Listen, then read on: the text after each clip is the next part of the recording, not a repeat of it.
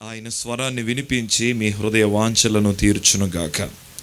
మీ pastor గారి దగ్గర మాకు నచ్చేది ఏంటంటే చాలా డిసిప్లైన్గా వెళ్తుంది. మేము వెళ్ళే మీటింగుల్లో మీ దగ్గర మాత్రమే చాలా ఎర్లీగా టైం ఇస్తారు. ఇంకెక్కడికి వెళ్ళినా 10 గంటలకు ఒకరు ఇస్తారు, 10:30కి ఇస్తారు, అప్పుడప్పుడు 11కు కూడా ఇచ్చే గొప్పవారు ఉంటారు. కానీ మీ దైవజనులు అయితే అంత ఒక టైం, క్రమశిక్షణ అనేది వారు పాటించడాన్ని బట్టి కూడా నేను ప్రభుని స్తుతిస్తున్నాను. ఈ 2వ రాత్రి దేవుని యొక్క వాక్యాన్ని ఆసక్తిగా విందాం. వాక్యంలోకి వెళ్ళే ముందు ఒక చిన్న ప్రార్థన చేద్దాం. నాతో పాటు అందరూ ఈ ప్రార్థనలు ఏకీభవించండి. ప్రేమ మిక్కిలి నమ్మకం కలిగిన మా ప్రియ పరలోకపు తండ్రి, ఈ 2వ రాత్రి నీ స్వరాన్ని మాకు వినిపించండి తండ్రి. నా ముందు చెప్పబడిన సందేశం ద్వారా మీకే మహిమను ఆరోపిస్తూ ప్రభా నన్ను మరుగు చేయండి. విశేషంగా వచ్చిన మీ ప్రజలతో మీరు మాట్లాడండి. మీరు ఏది చెప్పాలనుకుంటున్నారో, ఏది వినిపించాలనుకుంటున్నారో, మీ మనసులో ఏది నీ ప్రజలతో తండ్రి మీరు పంచుకోవాలనుకుంటున్నారో అది రాత్రి మీరు మాట్లాడమని మహిమ ఘనత ప్రభావములు మీకే ఆరోపిస్తూ యేసు శక్తి కలిగిన నామంలో ఈ ప్రార్థన సమర్పిస్తున్నాము తండ్రి, ఆమేన్. మాసిదోనియా ప్రాంతంలోనికి అపోస్తలుడైనటువంటి పౌలు భక్తుడు వెళ్ళినప్పుడు అక్కడ మందిరాలు లేవు, అక్కడ ఆరాధన చేసుకోవడానికి అవకాశం లేదు. అప్పుడు అపోస్తలుడైన పౌలు తెలుసుకున్నటువంటి ఒక సత్యం ఏంటంటే, ఈ ఊరిలో ఉన్న కొంతమంది ప్రజలు ఊరు బయటికి వెళ్ళి ఆరాధన చేస్తున్నారు అని తెలుసుకున్నాడు. అప్పుడు ఆయన నది తీరాన ఊరు బయటికి వెళ్తే అక్కడ కొంతమంది స్త్రీలు కూర్చొని ప్రార్థన చేసుకుంటున్నారు. అపోస్తలుడైన పౌలు ఆ స్త్రీలను చూసి వారందరితో కూడా దేవుని వాక్యాన్ని మాట్లాడడం ప్రారంభించినప్పుడు బైబిల్ చెప్తుంది, దైవ భక్తి కలిగిన లూదియా హృదయమును దేవుడు తెరిచెను. అక్కడ చాలామంది స్త్రీలు ఉన్నారు. మరి లూదియా హృదయం ఎందుకు తెరవబడింది అంటే, మిగతా వాళ్ళ హృదయాలు మూసుకుపోయినాయా? మరి లూదియా హృదయం ఎందుకు తెరవబడింది అంటే, ఆ కింద ఒక చక్కని మాట ఉంది, ఆమె పౌలు చెప్పిన మాటల యందు ఆమె లక్ష్యముంచింది. లక్ష్యముంచింది అంటే ఆమె ఏది వింటుందో దాని మీద ఆమె ఒక గురి కలిగి, నా మాటలు మీరు గమనిస్తున్నారు కదా, ఆమె లక్ష్యం ఉంచింది గనక ఆమె హృదయము తెరవబడింది. ఈ రాత్రనే కాదు, ఈ సభలో మీరు ఎంతో దూరం నుంచి వచ్చారు. మీ అయ్యగారు ఎన్నో వేలు మేబీ లక్షలు ఖర్చు పెట్టి ఈ సభలు ఏర్పాటు చేసి ఉండొచ్చు. మీరు ఏది వింటున్నారో దాని మీద మీరు లక్ష్యం ఉంచండి. ఎవరు వచ్చారు, ఎంతసేపు చెప్పారు, ఏం చెప్పారు, ఈ 3 పక్కన పెట్టి మనం వింటున్న దాని మీద మనం లక్ష్యం ఉంచగలిగితే, అనగా మనం ఏది వింటున్నామో దాని మీద మనం గురి పెట్టగలిగితే దేవుడు ఖచ్చితముగా మన హృదయములను తెరుస్తాడు. హల్లెలూయా. హృదయాలు తెరవబడ్డమే కాదు, గొప్ప జవాబులను మనం పొందుకుంటాం. ఆమేన్ చెప్పండి ఒక్కసారి. నేను ఇష్టపడుతున్నాను, ఈ రాత్రి దేవుడు మీ అందరితో మాట్లాడును గాక. హల్లెలూయా. కొంచెం హుషారుగా చెప్పాలి. హల్లెలూయా. మొదటి రాజుల గ్రంథం 19వ అధ్యాయము. మొదటి రాజుల గ్రంథం 19వ అధ్యాయము 19, 20, 21 వచనాలు. ఏలియా అచ్చట నుండి పోయిన తరువాత అతనికి షాపాతు కుమారుడైన ఎలీషా కనబడెను. అతడు తన ముందరనున్న 12 అరకల ఎడ్ల చేత దుక్కి దున్నించుచు 12వ అరక తాను తోల్చుండెను. ఏలియా అతని చేరబోయి తన దుప్పటి అతని మీద వేయగా అతడు ఎడ్లను విడిచి ఏలియా వెంట పరుగెత్తి, నేను పోయి నా తల్లిదండ్రులను ముద్దు పెట్టుకొని తిరిగి వచ్చి నిన్ను వెంబడించేదనని చెప్పి అతనిని సెలవడుగగా, అతడు పోయి రమ్ము, నా వలన నీకు నిర్బంధము లేదని చెప్పెను. అందుకతడు అతనిని విడిచి వెళ్ళి కాడి ఎడ్లను తీసి వధించి వాటి మాంసమును గొర్తి నొగల చేత వంట చేసి జనులకు వడ్డించెను. వారు భోజనము చేసిన తర్వాత అతడు లేచి ఏలియా వెంబడి వెళ్ళి అతనికి ఉపచారము చేయుచుండెను. Glory to God. నా ప్రియమైన వారలారా, చాలా శక్తిగా ఈ మాటలు వినడానికి ప్రయత్నించి, రాజుల గ్రంథంలో మనకు ఒక రోషం కలిగిన ప్రవక్త కనిపిస్తున్నాడు. ఆయన పేరు ఏలియా. బైబిల్ గ్రంథంలో ఈయనకంటూ ఒక ప్రత్యేకమైన స్థానం ఉంది. ఏలియా ప్రార్థిస్తే ఆకాశము నుండి అగ్ని దిగింది. యాకోబు పత్రికలో అంటాడు, ఏలియా మన వంటి స్వభావము కలిగినవాడు. అతడు ప్రార్థన చేసినప్పుడు 3.5 సంవత్సరాలు వర్షము కురియలేదు. అతడు ప్రార్థించినప్పుడు 3.5 సంవత్సరాల తర్వాత వర్షం ఈ భూమి మీదకి వచ్చింది. కానీ బైబిల్ చెప్తుంది ఏలియా మన వంటి స్వభావము కలిగిన వాడు. అయితే ఏలియా తర్వాత తన ప్రజలను నడిపించడానికి, ఏలియా తర్వాత తన ప్రజలను హెచ్చరించడానికి, తన ప్రజలకు సత్య మార్గాన్ని బోధించడానికి దేవుడు ఎన్నుకున్నటువంటి వ్యక్తి ఎవరంటే ఎలీషా. బైబిల్ చెప్తుంది ఏలియా అటువైపు వెళుతూ ఉండగా అక్కడ ఎలీషా కనబడుతున్నాడు. ఆయన షాపాతు కుమారుడైన ఎలీషా. ఎలీషా ఆయన పొలంలో వ్యవసాయం చేస్తూ ఉన్నాడు.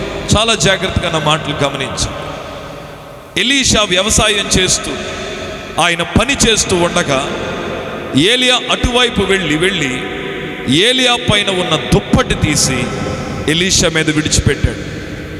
ఎప్పుడైతే ఏలియా పైన ఉన్న దుప్పటి ఎలీషా మీద పడిందో వెంటనే ఎలీషాకి ఒక సత్యం అర్థమైంది. అదేంటంటే దేవుడు నన్ను తన పని కొరకు పిలుచుకున్నాడు. వెంటనే ఎలీషా ఏలియా దగ్గరికి వచ్చి అడుగుతాడు, అయ్యా నీవు నాకు ఒక అవకాశం ఇస్తే నేను నా తల్లిదండ్రుల దగ్గరికి వెళ్ళి వాళ్ళందరినీ కలిసి నేను నీ దగ్గరికి వచ్చి పరిచర్య చేస్తాను. అక్కడ ఏలియా జవాబిస్తూ అంటారు, నా వలన మీకు నిర్బంధమో లేదు. ఎప్పుడైతే ఏలియా ఆ పర్మిషన్ ఇచ్చాడో ఎలీషా తన ఇంటికి వెళ్ళాడు. అక్కడ బైబిల్ సెలవిస్తూ ఉంది, ఒక గొప్ప వేడుక చేశాడు. ఏంటి వేడుక? దేనికి? ఇల్లు కట్టుకున్నందుక? వేడుక దేనికి చేశాడు? ఏదైనా ఎగ్జామ్లో పాస్ అయినందుక? ఎందుకు ఎలీషా అంత గొప్ప వేడుక చేశాడంటే ఎలీషా దేవుని సేవ కొరకు దేవుని యొద్ద నుండి ఒక గొప్ప పిలుపును పొందుకున్నాడు. ఎప్పుడైతే దేవుడు తన సేవకు పిలుచుకున్నాడో అది ఎలీషా ఎంత గొప్పగా ఎంచుకున్నాడంటే ఒక గొప్ప వేడుక చేశాడు. వేడుక చేసి తన బంధువులందరికీ ఫేర్వెల్ ఫంక్షన్ చేశాడు. వెంటనే వాళ్ళ బంధువుల దగ్గర సెలవు పుచ్చుకున్నాడు. బైబిల్ చెప్తుంది ఎలీషా ఏలియా దగ్గరికి వచ్చి ఏం చేస్తున్నాడంటే ఉపచారము చేస్తున్నాడంట. హల్లెలూయా. నా మాటను జాగ్రత్తగా గమనించండి. దేవుడు ఎలీషాని పిలుచుకున్న విధానం గనక మీరు చూస్తే ఎప్పుడైతే ఏలియా మీద ఉన్న దుప్పటి ఎలీషా మీద పడిందో ఆ క్షణమే ఎలీషాకి ఒక సత్యం అర్థమైంది. అదేంటంటే దేవుడు నన్ను తన పని కొరకు తన సేవ కొరకు పిలుచుకున్నాడు. చూడండి, బైబిల్ గ్రంథంలో దేవుడు అందరినీ పిలుచుకున్నాడు, కానీ అందరినీ ఒకేలా పిలుచుకోలేదు. ఒకవేళ మనం ఆలోచిస్తే దేవుడు మోషేని పిలుచుకున్నాడు. మోషేని ఎలా పిలుచుకున్నాడు చెప్పండి? మోషే మీద దుప్పటేశాడా దేవుడు? మరి మోషేని ఎలా పిలుచుకున్నాడు? అగ్ని మండుచుంది, పొద కాలిపోవటం లేదు, ఆ దగ్గరికి ఆ వింత అక్కడ రాస్తాడు, ఇట్స్ ఏ వండర్. మోషే ఏదో వింత అనుకున్నాడంట. ఆ వింత దగ్గరికి వెళ్ళేటప్పటికి ఆ మండుచున్న అగ్నిలో నుండి ఒక స్వరము వస్తుంది, మోషే నీవు నిలుచున్న స్థలము పరిశుద్ధమైనది. బాగా వినాలి. మోషేని దేవుడు పిలుచుకున్నాడు మండుచున్న అగ్ని ద్వారా. దావీదుని దేవుడు పిలుచుకున్నాడు. ఎలా పిలుచుకున్నాడు? దావీదు మీద దుప్పట పడలేదు, దావీదుకి అగ్ని కనిపించలేదు. దావీదుని దేవుడు ఎలా పిలుచుకున్నాడంటే ఒక దైవజనుడు తైలపు కొమ్మును తీసి నూనె పోసి అభిషేకించి దేవుడు నిన్ను కోరుకుంటున్నాడని చెప్పాడు. నా మాటలు గమనించండి. ఎలీషాని దేవుడు దుప్పటి వేసి పిలిచాడు. మోషేని అగ్ని ద్వారా దేవుని స్వరము ద్వారా దేవుడు పిలుచుకున్నాడు. దావీదుని దైవజనుడును నిలబెట్టుకొని, దైవజనుడు ఎవరు? సమూయేలు తైలపు కొమ్మును పోసి దావీదుని పిలుచుకున్నాడు. ఇంకా మీరు ఆలోచిస్తే నూతన నిబంధనలో సౌలుని ఎలా పిలుచుకున్నాడు? ఆయన దమస్కు మార్గంలో వెళుతూ ఉండగా ఆకాశములో ఒక గొప్ప వెలుగు ప్రకాశించింది. ఆ వెలుగులో నుండి ఒక స్వరము వినబడింది, సౌలా సౌలా నీవేళ నన్ను హింసించుచున్నావని తనతో ఒక స్వరము పలుకుట వినెను. వెంటనే ఆ వెలుగులో ఆ స్వరము విన్న సౌలు ఎలా మార్చబడ్డాడు? పౌలుగా మార్చబడ్డాడు. నా మాటను మీరు గమనించండి, నా మాటను మీరు గమనించండి. ఎలీషాని దుప్పట వేసి పిలుచుకున్నాడు. మోషేని అగ్ని ద్వారా పిలుచుకున్నాడు, దావీదుని సేవకుని ద్వారా పిలుచుకున్నాడు, పౌలును ఒక గొప్ప వెలుగులో నుండి స్వరము ద్వారా పిలుచుకున్నాడు. దేవుడు అందరినీ పిలుచుకున్నాడు, కానీ అందరినీ ఒకేలా పిలుచుకోలేదు. నా మాట మీరు గమనించాలి. దేవుడు అందరినీ పిలుచుకున్నాడు, కానీ దేవుడు అందరినీ ఒకేలాగా పిలుచుకోలేదు. ఈ రాత్రి మిమ్మల్ని మాట అడగాలనుకుంటున్నాను. దేవుడు నన్ను పిలుచుకున్నాడు అని మీలో ఎంతమంది నమ్ముతున్నారు? చాలామందికి డౌట్లు ఉన్నాయి కదా, అందుకే మనకి ఇంకా కనెక్షన్ కుదరట్లేదు దేవుడితో. ఎంత డౌట్ అంటే, ఇప్పుడు పిలుపు అన్న వెంటనే నేను పాస్టర్నా? ఈ రోజుల్లో దేవుడు పిలుచుకున్నాడంటే అంటే సేవ చేసి నువ్వు పాస్టర్ అయితేనే దేవుడు పిలుచుకున్నట్ట? ఏమండి, నువ్వు పాస్టర్ అయితే దేవుడు పిలుచుకున్నట్ట? అంటే ఒక విశ్వాసిని దేవుడు పిలుచుకోలేదా? ఈ రాత్రి దేవుడు నన్ను పిలుచుకున్నాడని ఎంతమంది నమ్ముతున్నారు? బా, అదిరిపోయింది. ఇంకొకసారి అడుగుతున్నాను, పర్ఫెక్ట్గా ఇస్తున్నారు, మీ ఆన్సర్ కరెక్టే. సంతోష్ రెడ్డి గారు, మేము పోస్టర్ చూసి రాలేదు, యెహోషువ గారు చెప్తే రాలేదు, నా ప్రభు నన్ను పిలుచుకున్నాడని ఎంతమంది నమ్ముతున్నారు? ఇది ఇలా ఉండాలి. హల్లెలూయా. ఇప్పుడు నా ప్రశ్న, దేవుడు మిమ్మల్ని ఎలా పిలుచుకున్నాడు? మీ మీద దుప్పటి పడిందా? మీరేమైనా అగ్ని చూసారా? లేక ఎవరైనా దైవజనుడు మీ నెత్తి మీద తైలం వేశాడా? లేక మీరేమైనా గొప్ప వెలుగును చూసారా? మరి దేవుడు ఎలా పిలుచుకున్నాడు? మీరందరూ అంటున్నారు, పాస్టర్ గారు లేదండి దేవుడు మమ్మల్ని పిలుచుకున్నాడని మీరే చెయ్యెత్తారు. ఇప్పుడు నా ప్రశ్న, దేవుడు ఎలా పిలుచుకున్నాడు? ఒకటైతే సత్యం, దేవుడు మనందరినీ పిలుచుకున్నాడు. ఎలా పిలుచుకున్నాడో బైబిలే చెప్పేసింది. నా గొర్రెలు నా స్వరము వినును, నేను వాటిని ఎరిగి ఉన్నాను, అవి నన్ను వెంబడించును. నా గొర్రెలు నా స్వరము వినును. దేవుడు మనను ఎలా పిలుచుకున్నాడంటే ఆయన వాక్కు చేత పిలుచుకున్నాడు. ఆమేన్ చెప్పండి ఒక్కసారి. ఆమేన్. ఇప్పుడు బాగా వినండి, ఎలీషాని దేవుడు ఎలా పిలుచుకున్నాడమ్మా? ఈ రాత్రి మిమ్మల్ని ఏదో ఒకటి చేసేస్తాను సీరియస్గా, మీరు చాలా జాగ్రత్తగా వినాలి. ఏదో కచ్చప్పి వెళ్ళిపోతాను అనుకుంటున్నారేమో, కాదు. సంతోష్ రెడ్డి అందుకు రాలేదు. చాలా జాగ్రత్తగా వినండి. ఈరోజు మీరు చాలా ఎంజాయ్ చేస్తారు. కొద్దిగా ఓపిక్గా, సంతోష్ రెడ్డి స్వరం నాకొద్దు, దేవుడు నాతో మాట్లాడాలనే కూర్చోండి. చాలా జాగ్రత్తగా వినండి. ఎలీషాని దేవుడు ఎలా పిలుచుకున్నాడంటే, ఏలియా పైన ఉన్న దుప్పటి ఎవరి మీద పడింది? చెప్పండమ్మా. పడింది. ఇప్పుడు బాగా వినండి, దుప్పటి పడకముందు ఎలీషా ఎవరంటే ఒక భూస్వామి. దుప్పటి పడకముందు ఆయన ఒక రైతు. దుప్పటి పడకముందు ఆయన వ్యవసాయం చేసేవాడు. కానీ దుప్పటి పడిన తర్వాత బైబిల్ చెప్తుంది ఆయన ఎవరంటే పరిచారకుడు, ప్రవక్త, సేవకుడు. చూడండి, ఎలీషా జీవితంలో దుప్పటి పడకముందు ఎలీషా వేరు, దుప్పటి పడిన తర్వాత ఎలీషా వేరు. నేను మిమ్మల్ని అడుగుతున్నాను, దేవుడు నన్ను పిలుచుకున్నాడు అంటే మీరు అందరూ చెప్పారు అవును దేవుడు నన్ను పిలుచుకున్నాడు. ఎలా పిలుచుకున్నాడు? ఆయన స్వరము ద్వారా పిలుచుకున్నాడు. అయితే నా ప్రశ్న, దేవుడు మిమ్మల్ని ఎందుకు పిలుచుకున్నాడు? బైబిల్ చెప్తుంది, రోమీయులకు రాసిన పత్రిక 1వ అధ్యాయం, దీనికి జవాబును వెతుకుదాం రండి. రోమీయులకు రాసిన పత్రిక 1వ అధ్యాయము 7వ వచనం చివరి మాట చదువుతున్నాను. మీరును వారిలో ఉన్నవారై యేసుక్రీస్తు వారిగా ఉండుటకు పిలవబడి ఉన్నారు. హల్లెలూయా. నాతో పాటు అందరూ చెప్పండి, నాతో పాటు అందరూ ఈ మాట వీలైతే చెప్పండి. మీరును వారిలో ఉన్నవారై, ఈ మాట అందరు బిగ్గరగా చెప్పాలి, యేసుక్రీస్తు వారిగా ఉండుటకు పిలవబడి ఉన్నారు. హల్లెలూయా. ఎవరి వారిగా? అమ్మ, దేవుడు నిన్ను ఎందుకు పిలుచుకున్నాడు తెలిసిన? దేవుడు నిన్నెందుకు పిలుచుకున్నాడంటే నువ్వు ఇవ్వాల్సిన జవాబు ఏంటంటే, నేను ఆయన పక్షమున నిలబడడానికి పిలవబడి తిని. దేవుడు మనల్ని పిలుచుకున్నాడు. అదే మాట పౌలు అంటున్నాడు, యేసుక్రీస్తు వారిగా ఉండుటకు మీరేమయ్యారంట? పిలవబడి. ఇప్పుడు ఇప్పుడు మనకి ఎలక్షన్లు వస్తున్నాయి కదా, ఏమంటున్నారు ఒక ఆయన, అందరూ గొడవ నాకు తెలియదు కానీ దేవుడి దయ ఉండాలి. మీరుండాలి నాతో. యేసయ్య చెప్తున్నాడు, నేను మిమ్మల్ని ఎందుకు పిలుచుకున్నానంటే మీరు నా పక్షమున నిలబడాలి. నా పక్షమున నిలబడడానికి నేను నిన్ను పిలుచుకున్నాను. నువ్వు పాస్టర్ అవుతావా, సువార్థికుడు అవుతావా, ఇవన్నీ నేను చెప్పట్లే. దేవుడు నిన్ను ఎందుకు పిలుచుకున్నాడంటే ద బ్యూటిఫుల్ ఆన్సర్, ఆయన పక్షమున నువ్వు నిలబడాలి. అంటే సింపుల్గా చెప్పాలంటే నువ్వు యేసయ్య పార్టీలో ఉండాలి. ఎవరి పార్టీలో?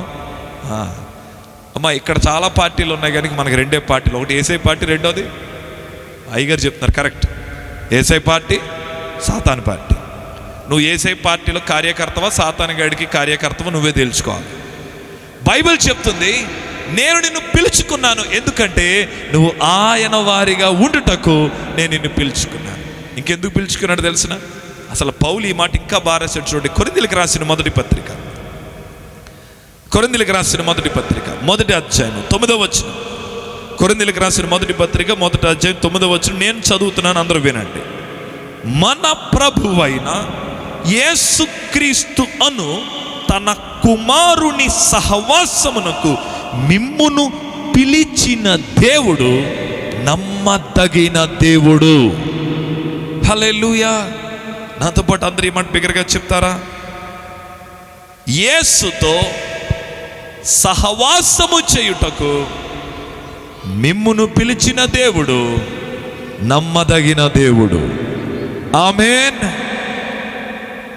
నా మాట మీరు గమనిస్తున్నారా? మనం ఎందుకు పిలువబడ్డాం? యేసుక్రీస్తు వారిగా ఉండుటకు పిలువబడ్డాం. మనం ఎందుకు పిలువబడ్డాం? యేసయ్యతో సహవాసము చేయుటకు పిలువబడితిని. ఆమేన్ అంటారా? ఒక్కసారి అందరూ చెప్పండి, ఎవరితో సహవాసం? ఇంకొంచెం గట్టిగా. చూడండి, దేవుడు అనే పదం దూరంగా ఉంటుంది నాకు, యేసయ్య అనే పదం దగ్గరగా ఉంటుంది కదా. అంకుల్ వేరు, నాన్న వేరు. అంకుల్ అనే పదం దూరంగా ఉందా, నాన్న అనే పదం దూరంగా ఉందా? అంకుల్, నాన్న. దేవుడు కొంచెం దూరంగా ఉంటుంది. యేసయ్య కనెక్షన్. దేవుడు నిన్ను ఎందుకు పిలుచుకున్నాడంటే యేసయ్యతో సహవాసము చేయుటకు. హల్లెలూయా. ఇప్పుడు మరలా మనం మూలవాక్యంలోకి వద్దాం. ఏలియా మీద ఉన్న దుప్పటి ఇప్పుడు ఎవరి మీద పడింది? మీరు స్పీడ్గా ఉండాలి. ఏలియా మీద ఉన్న దుప్పటి ఎవరి మీద పడింది? ఎలీషా మీద పడింది. దుప్పట పడకముందు ఎలీషా ఎవరు? భూస్వామి. దుప్పట పడకముందు రైతు. దుప్పట పడకముందు వ్యవసాయం చేసేవాడు. దుప్పటి పడిన తర్వాత ఎవరంటే ప్రవక్త, యాజకుడు, పరిచారకుడు. అంటే తన పిలుపులో తనకి వ్యత్యాసం కనబడుతుంది. పిలవబడకముందు ఎలీషా వేరు, పిలవబడిన తర్వాత ఎలీషా వేరు. ఈ రాత్రి ఇక్కడ ఉన్న వారందరూ నేను అడిగాను, నన్ను దేవుడు పిలుచుకున్నాడని ఎంతమంది నమ్ముతున్నారు? ఏంటి స్పీడ్ తగ్గిందా? హల్లెలూయా. ఎలా పిలుచుకున్నాడు? ఆ మాట మర్చిపోకూడదు. నా గొర్రెలు పిలుచుకున్నాడు. ఎందుకు పిలుచుకున్నాడు? ఆయన పక్షమున నిలబడడానికి. ఎందుకు పిలుచుకున్నాడు?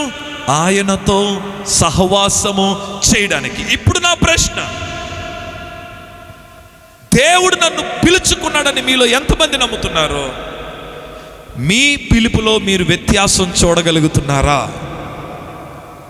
దుప్పటి పడకముందు ఎలీషా భూస్వామి, దుప్పటి పడకముందు ఎలీషా రైతు, దుప్పటి పడకముందు ఎలీషా వ్యవసాయం చేసేవాడు. కానీ దుప్పటి పడిన తర్వాత మరలా ఎప్పుడు వ్యవసాయం చేసినట్టు బైబిల్లో లేదు. మరలా అతడు రైతుగా ప్రవర్తించినట్టు బైబిల్లో లేదు. ఏ రోజు దేవుడు పిలుచుకున్నాడో ఆ పిలుపు తన జీవితంలో ఒక వ్యత్యాసాన్ని చూపించింది. ఈ రాత్రి నా సున్నితమైన ప్రశ్నకు మీ దగ్గర జవాబు ఉందా? పాస్టర్ గారు, దేవుడు నన్ను పిలుచుకున్నాడు అనేది సత్యం. ఒకవేళ దేవుడు నిన్ను పిలుచుకుంటే మీ పిలుపులో మీరు వ్యత్యాసం చూడగలుగుతున్నారా? కొంతమందిని చూస్తాం, వాళ్ళు చర్చికి రాకముందు ఎలా ఉంటారో చర్చికి వచ్చిన తర్వాత కూడా అలాగే ఉంటారు. బాప్తిసం పొందకముందు ఎలా ఉంటారో పొందిన తర్వాత కూడా అట్లాగే ఉంటారు. ఒకసారి ఒక ఆయన అంటున్నాడు, మీ వాక్యం వెనక ముందు వారం అంతా తాగేవాడినండి, కానీ మీ వాక్యం విన్నాక మంగళవారమే తాగుతున్నాను అన్నాడు. ఎంత గొప్ప మార్పు అండి! వాక్యం వెనక ముందు వారం అంతా తాగేవాడంట. కొంతమంది మనలో ఉన్నారు, మేము చర్చికి రాకముందు సీరియల్ చూసేవాళ్ళం, చర్చికి వచ్చాక సీక్రెట్గా చూస్తున్నాం. నా వైపు చూడండి, లక్ష్మి షారా అవుతుంది కానీ లక్ష్మి బుద్ధులు మాత్రం పోవట్లే. నా మాట మీకు అర్థమవుతుందా? సుబ్బారావు దావీదు అవుతున్నాడు కానీ ఆ సుబ్బారావు అనే బుద్ధులు పోవట్లే. ఈ రాత్రి నా ప్రశ్న, ఇందాక మీరు చెయ్యెత్తినందుకు నాకు చాలా సంతోషం అనిపించింది. ఒకందుకు మీరు దేవుణ్ణి చాలా ప్రేమిస్తున్నారు. దేవుడు నిన్ను పిలుచుకున్నాడు అనేది సత్యం. అయితే మీ పిలుపులో మీరు వ్యత్యాసం చూడగలుగుతున్నారా? జ్వరం వచ్చిందనే విషయం ముందు డాక్టర్ తెలుస్తుందా, మీకు తెలుస్తుందా? చెప్పండి అమ్మా. డాక్టర్ మీ ఇంటికి ఫోన్ చేసి నాకు కళ్ళలో కనబడ్డావు, నువ్వు జ్వరం వచ్చినట్టుంది, హాస్పిటల్కి రా అంటాడా? మీకే కదా ముందు తెలిసేది. మీ బాడీలో ఏం జరుగుతుందో ఆకలి వేసినట్టు ముందు ఎవరికి తెలుస్తుంది? కడుపు నిండినట్టు. ఇప్పుడు నీ జీవితంలో నీకు వ్యత్యాసం ఉందా లేదని ఎవరికి తెలుస్తుంది? ఈరోజు గమ్మత్తు ఏంటో తెలిసిన, వ్యత్యాసం మనుషులకు చూపించాలనే ప్రయత్నాలు చేస్తున్నారు కానీ తాము అనుభవించలేకపోతున్నారు. నా మాటను మీరు గమనిస్తున్నారా? ఏలియా దుప్పటి పడక ముందు క్షమించండి, ఎలీషా దుప్పటి పడక ముందు వేరు, పడిన తర్వాత వేరు. నేనేమంటున్నానంటే, నువ్వు యేసు రక్తములో కడగబడక ముందు వేరు, యేసయ్య ప్రేమ తెలియక ముందు వేరు, రక్షణ పొందక ముందు వేరు, తీర్మానం చేసుకోక ముందు వేరు. కానీ యేసు రక్తములో కడగబడిన నీవు నీ జీవితంలో ఒక వ్యత్యాసం చూడాలి. కొంతమందిని చూస్తాం బిఫోర్ ఆఫ్టర్. ఈ మధ్యన నాడు నేడు లాగా ఉన్నారు. నాడు నేడు రెండు ఒకలాగే ఉన్నాయి ఇప్పుడు కొంతమంది జీవితాలు. అప్పుడు గొడవలు ఆడేవారు, ఇప్పుడు గొడవలు ఆడతారు. అప్పుడు అందరిలో ఆడేవారు, ఇప్పుడు సీక్రెట్గా ఆడతారు. అప్పుడు తాగేవారు, ఇప్పుడు తాగేవారు. అప్పుడు అందరిలో తాగి రోడ్డు మీద పడిపోయేవారు, ఇప్పుడు ఇంట్లో కూర్చొని తాగుతున్నారు సీక్రెట్గా. అప్పుడు అయ్యే జీవితం, ఇప్పుడు అయ్యే జీవితం. అప్పుడు వడ్డీ వ్యాపారం ఊరోళ్ళందరితో చేసేది, ఇప్పుడు సంఘంలో తెలియకుండా బయట ఊరోళ్ళతో చేస్తారు వడ్డీ వ్యాపారం. జీవితాలు సేమ్, వ్యత్యాసం లేదు. పిలుపు ఉందని తెలుసు కానీ వ్యత్యాసం లేదు. బాగా వినండి, ఎలీషా దుప్పట పడక ముందు వరకు వేరు, దుప్పటి పడిన క్షణము నుండి ఈజ్ ఎ డిఫరెంట్ ఎలైజా. ఒక ప్రత్యేకమైన వ్యక్తిగా ఎలీషా కనిపించాడు. అయితే బైబిల్ చెప్తుంది దేవుని సేవను చాలా ఉన్నతంగా ఎంచుకున్నాడు. ఈ రోజుల్లో కొంతమందిని చూస్తామండి, వాళ్ళండి ఇంట్లో 10th క్లాస్ ఫెయిల్ అయ్యాడు అనుకోండి, సీరియస్గా పాస్టర్ గారి దగ్గరికి వచ్చి మీతో తిప్పేసుకోండి దేవుడి సేవకి ఇచ్చాను. ఎంత ఎంత బాగా సమర్పిస్తారనండి. 10th క్లాస్ ఫెయిల్ అయినోడు, ఇంటర్ ఫెయిల్ అయినోడు, రోడ్ల మీద తిరిగేవాడు, గొడవలు ఆడుతున్నవాడు, ఆడపిల్లల్ని ఏడిపించేవాడు, ఇలాంటి వాళ్ళందరూ దేవుడి సేవకు కావాలి. ఇంజనీరింగ్లో టాప్లో ఉన్నవాళ్ళు, మెడిసిన్ సీట్ కొట్టిన వాళ్ళు, వీళ్ళందరూ మాత్రం సంపాదనలో ఉండాలి కదా. బైబిల్ చెప్తుంది ఈ భూమి మీద అన్ని పిలుపుల కంటే దేవుని సేవే ఉన్నతమైన పిలుపు. అందుకే పౌలు అంటాడు, నాకు ఏవేవి లాభకరములో అవి నేను నష్టముగా ఎంచుకున్నాను, ఎందుకంటే ఆయన పిలుపు ఉన్నతమైంది. నా వైపు చూడండి, ఎలీషా పిలుపు పొందిన తర్వాత ఏలియా దగ్గర ఏం చేస్తున్నాడంటే ఉపచారం చేస్తున్నాడు. ఈ రాత్రి మీ అందరికి ఒక మాట చెప్పాలనుకుంటున్నాను. నాకు తెలిసి ఈ జన సమూహంలో ఒక 95% మందిరాలకి వెళ్ళేవారే ఉండొచ్చు. 95% ఇక్కడ ఉన్న వాళ్ళందరూ ఏదో ఒక church, Baptist, Lutheran, Pentecost, Bible mission, any denomination మందిరానికి వెళ్తున్న వారు ఇక్కడ ఉన్నారు. కనుక ఈ మాట చెప్తున్నాను, మీ అందరికీ చెప్తున్నాను, మీ అందరి జీవితంలో పరిచర్య చేసే మనసు ఉండాలి. ఈ రోజులో చాలామందికి ఆ మనసు లేదండి. పరిచర్య చేయడం అంటే మైక్ పట్టుకొని ప్రసంగించడం కాదు. 1 గంట నేను వాక్యం చెప్పి వెళ్ళిపోతాను. నాకు తెలిసి మీలో ఎవరో కుర్చీలన్నీ సర్ది వెళ్తారు చూసారా? వాళ్ళకి ఏ ఫలం ఉందో దేవుడు నాకు అదే ఫలం ఇస్తాడు, నాకే ఫలం ఉందో వాళ్ళకి అదే ఫలం ఇస్తాడు. మేబీ నేను కనిపిస్తాను, వాళ్ళకు కనిపించరు. ఈ రోజుల్లో పరిచర్య అంటే మైక్ పట్టుకొని చెప్పడమే కాదు, దేవుని కొరకు ఏదో ఒకటి చేసే మనస్సు మందిరాల్లో ఉండాలి. మీరు గమనించండి, యెహోషువ గొప్పోడయ్యాడు, కానీ యెహోషువ గ్రంథంలో 1వ అధ్యాయం చదవద్దు, 1వ వచనం ఉంటుంది, అతడు మోషేకి ఏం చేస్తున్నాడు? పరిచర్య చేస్తున్నాడు. మీరు గమనించండి, సమూయేలు ఏలీకి ఏం చేస్తున్నాడు? పరిచర్య చేస్తున్నాడు. మీరు గమనించండి, తిమోతి పౌలుకి ఏం చేస్తున్నాడు? పరిచర్య చేస్తున్నాడు. ఒనేసిము పరిచర్య చేస్తున్నాడు. నా మాట మీరు గమనిస్తున్నారా? గొప్పోళ్ళందరి జీవితంలో ఉండే లక్షణం ఏంటంటే వారందరూ పరిచర్య చేసే మనసు కలిగి ఉన్నారు. ఈ రాత్రి నేను మిమ్మల్ని అడుగుతున్నాను, మీరు వెళ్ళే మందిరంలో మీకు పరిచర్య చేసే స్వభావం ఉందా? మందిరాల్లో పరిచర్య చేసే స్వభావం కలిగిన వారు ఉంటే ఆ సేవలు, ఆ సంఘాలు చాలా విస్తరించబడతాయి. మందిరం బయట మనకి రేంజ్ ఉండాలి. మందిరంలో అడుగు పెట్టిన తర్వాత నువ్వు మిక్కిలి దీనుడుగా కనిపించాలి. కొన్ని చోట్ల చూస్తాం, పాస్టర్ గారికి సపోర్ట్గా ఉండరు. హే మాకు సంబంధం లేదు, పరిచర్య అంటే మాకు మైక్ ఎత్తే పాటలు పాడతాం, అదే మేము చేస్తాం.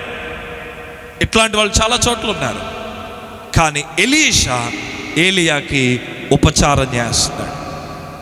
ఒక నిజంగా జరిగిన సంఘటన మీతో చెప్తాను.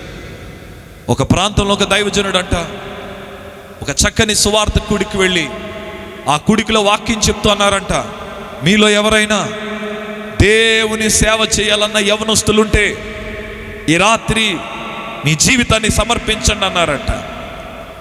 ఆఖరిలో చాలామంది యవనస్తులు పైకి లేచారు. ఓ తమ జీవితాన్ని యేసుకు సమర్పిస్తున్నాం సేవకన్నారు. అప్పుడు ఆ దైవజనుడు అన్నాడంట, పరిచర్య చేయాలనుకున్న వారు ఈ రాత్రి నాతో పాటు వచ్చేయాలన్నారు. ఎంతమంది చేతులు స్పీడ్గా ఎత్తారో అంతే స్పీడ్గా దించేశారు. ఒకడు మాత్రం మొండోడు ఉన్నాడు, వాడు చేయి దించట్లే. నేను వచ్చేస్తాను మీతో అన్నాడంట. వెంటనే ఆ రాత్రి బట్టలు సర్దుకొని అయ్యగారు కారు ఎక్కేసాడు, పెద్ద కారు. అయ్యగారు వాళ్ళు ఊరు బట్టుకు వెళ్ళిపోయాడు. మరుసటి రోజు ఉదయం అనుకుంటున్నాడంట, ఎంత పెద్ద కాంపౌండ్లో దిగానంటే మొత్తం పాటలు మనకి ఇచ్చేస్తారు, ఆరాధన మనకి ఇచ్చేస్తారు. చూడండి, కొంతమంది పాస్టర్ గారి దగ్గర ఎట్లాగుంటారో తెలుసా అండి, వీళ్ళకి మైక్లో ప్రార్థన చేయకపోతే ప్రార్థన చేసినట్టు ఉండదు. వీళ్ళకి మైక్లో చెయ్యాలి.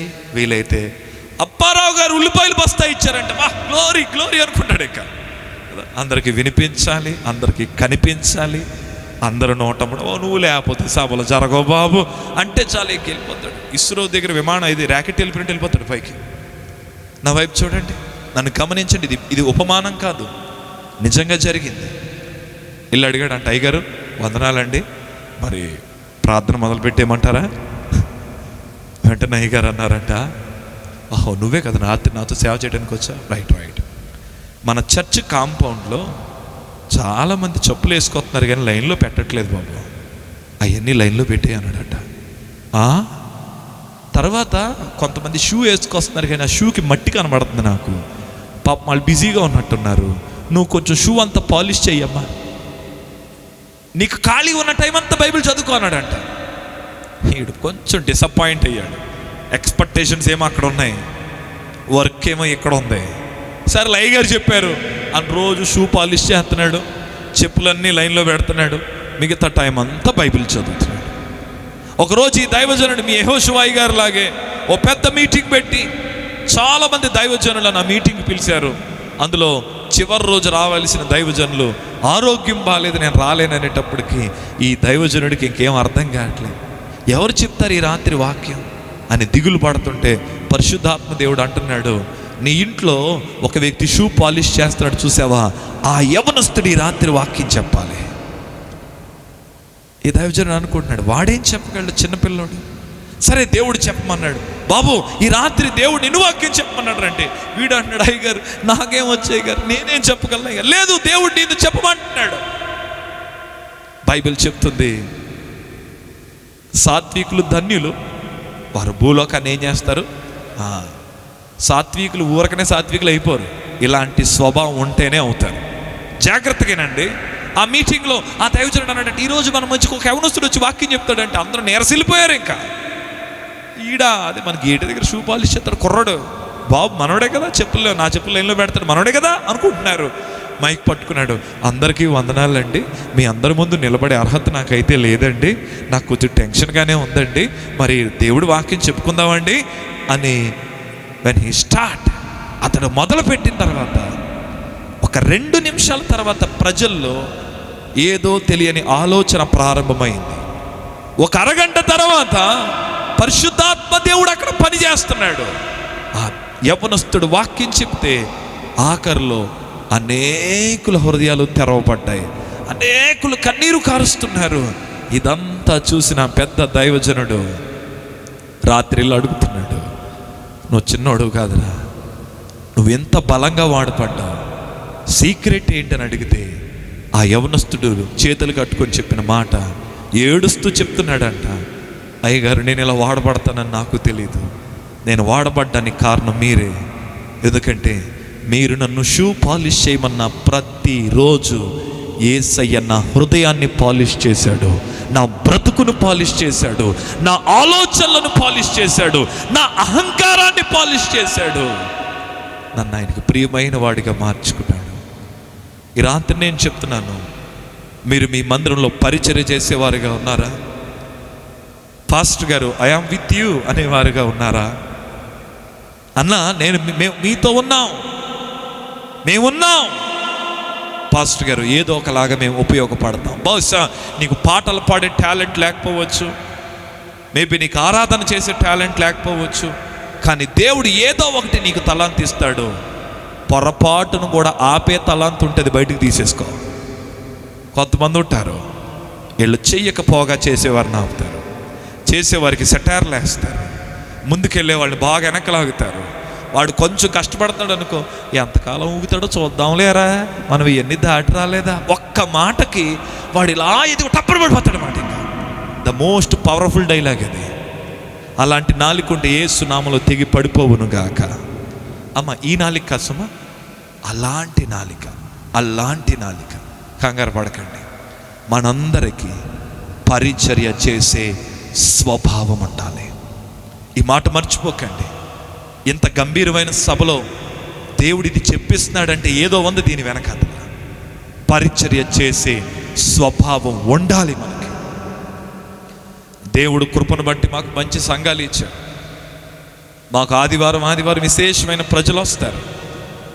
మా చర్చ్లో ఫ్యామిలీ బ్లెస్సింగ్ ప్రేయర్ అని ఒక స్పెషల్ ప్రేయర్ పెడతాం. ఆ ప్రేయర్ పెట్టినప్పుడు అందరికీ భోజనాలు ఏర్పాటు చేస్తారు.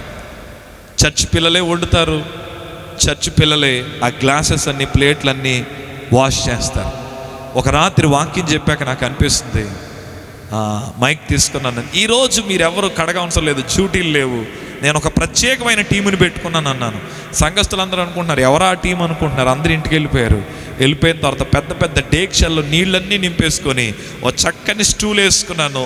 నా ఫ్యాంట్ని చక్కగా ఒక 2 అడుగులు మడత పెట్టుకొని సుమారు 300 పైన ప్లేట్లు గ్లాసులు ఈ చేతితో కడిగేశాను. మనసుకి చాలా తృప్తి అనిపించింది. అమ్మమ్మ మీరు చప్పట్లు కొట్టదు ప్లీజ్, చప్పట్లు కొట్టి చూడడానికి చెప్పలేదు అని మీరు కొట్టండి, అది మీరు మంచి అభిప్రాయంతో కొట్టారు, కానీ ఒకవేళ దీనికి మీరు చప్పట్లు కొడితే మహిమ ఆయనకి వెళ్ళదేమో.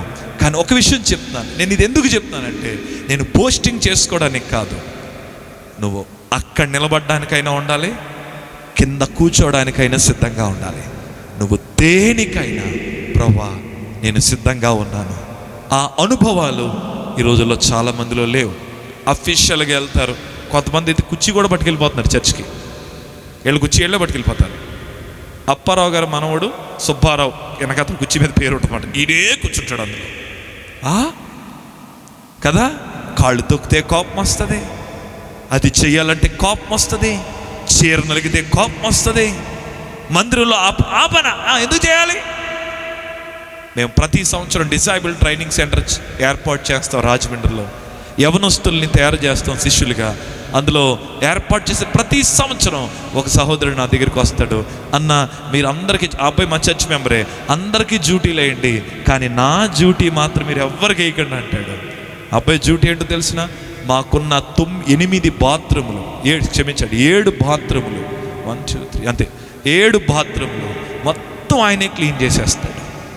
ఒక ఫినాయిల్ పట్టుకుంటాడు, చీపురు పట్టుకుంటాడు, బకెట్ పట్టుకుంటాడు, 8 వాష్రూమ్ క్లీన్ చేస్తాడు.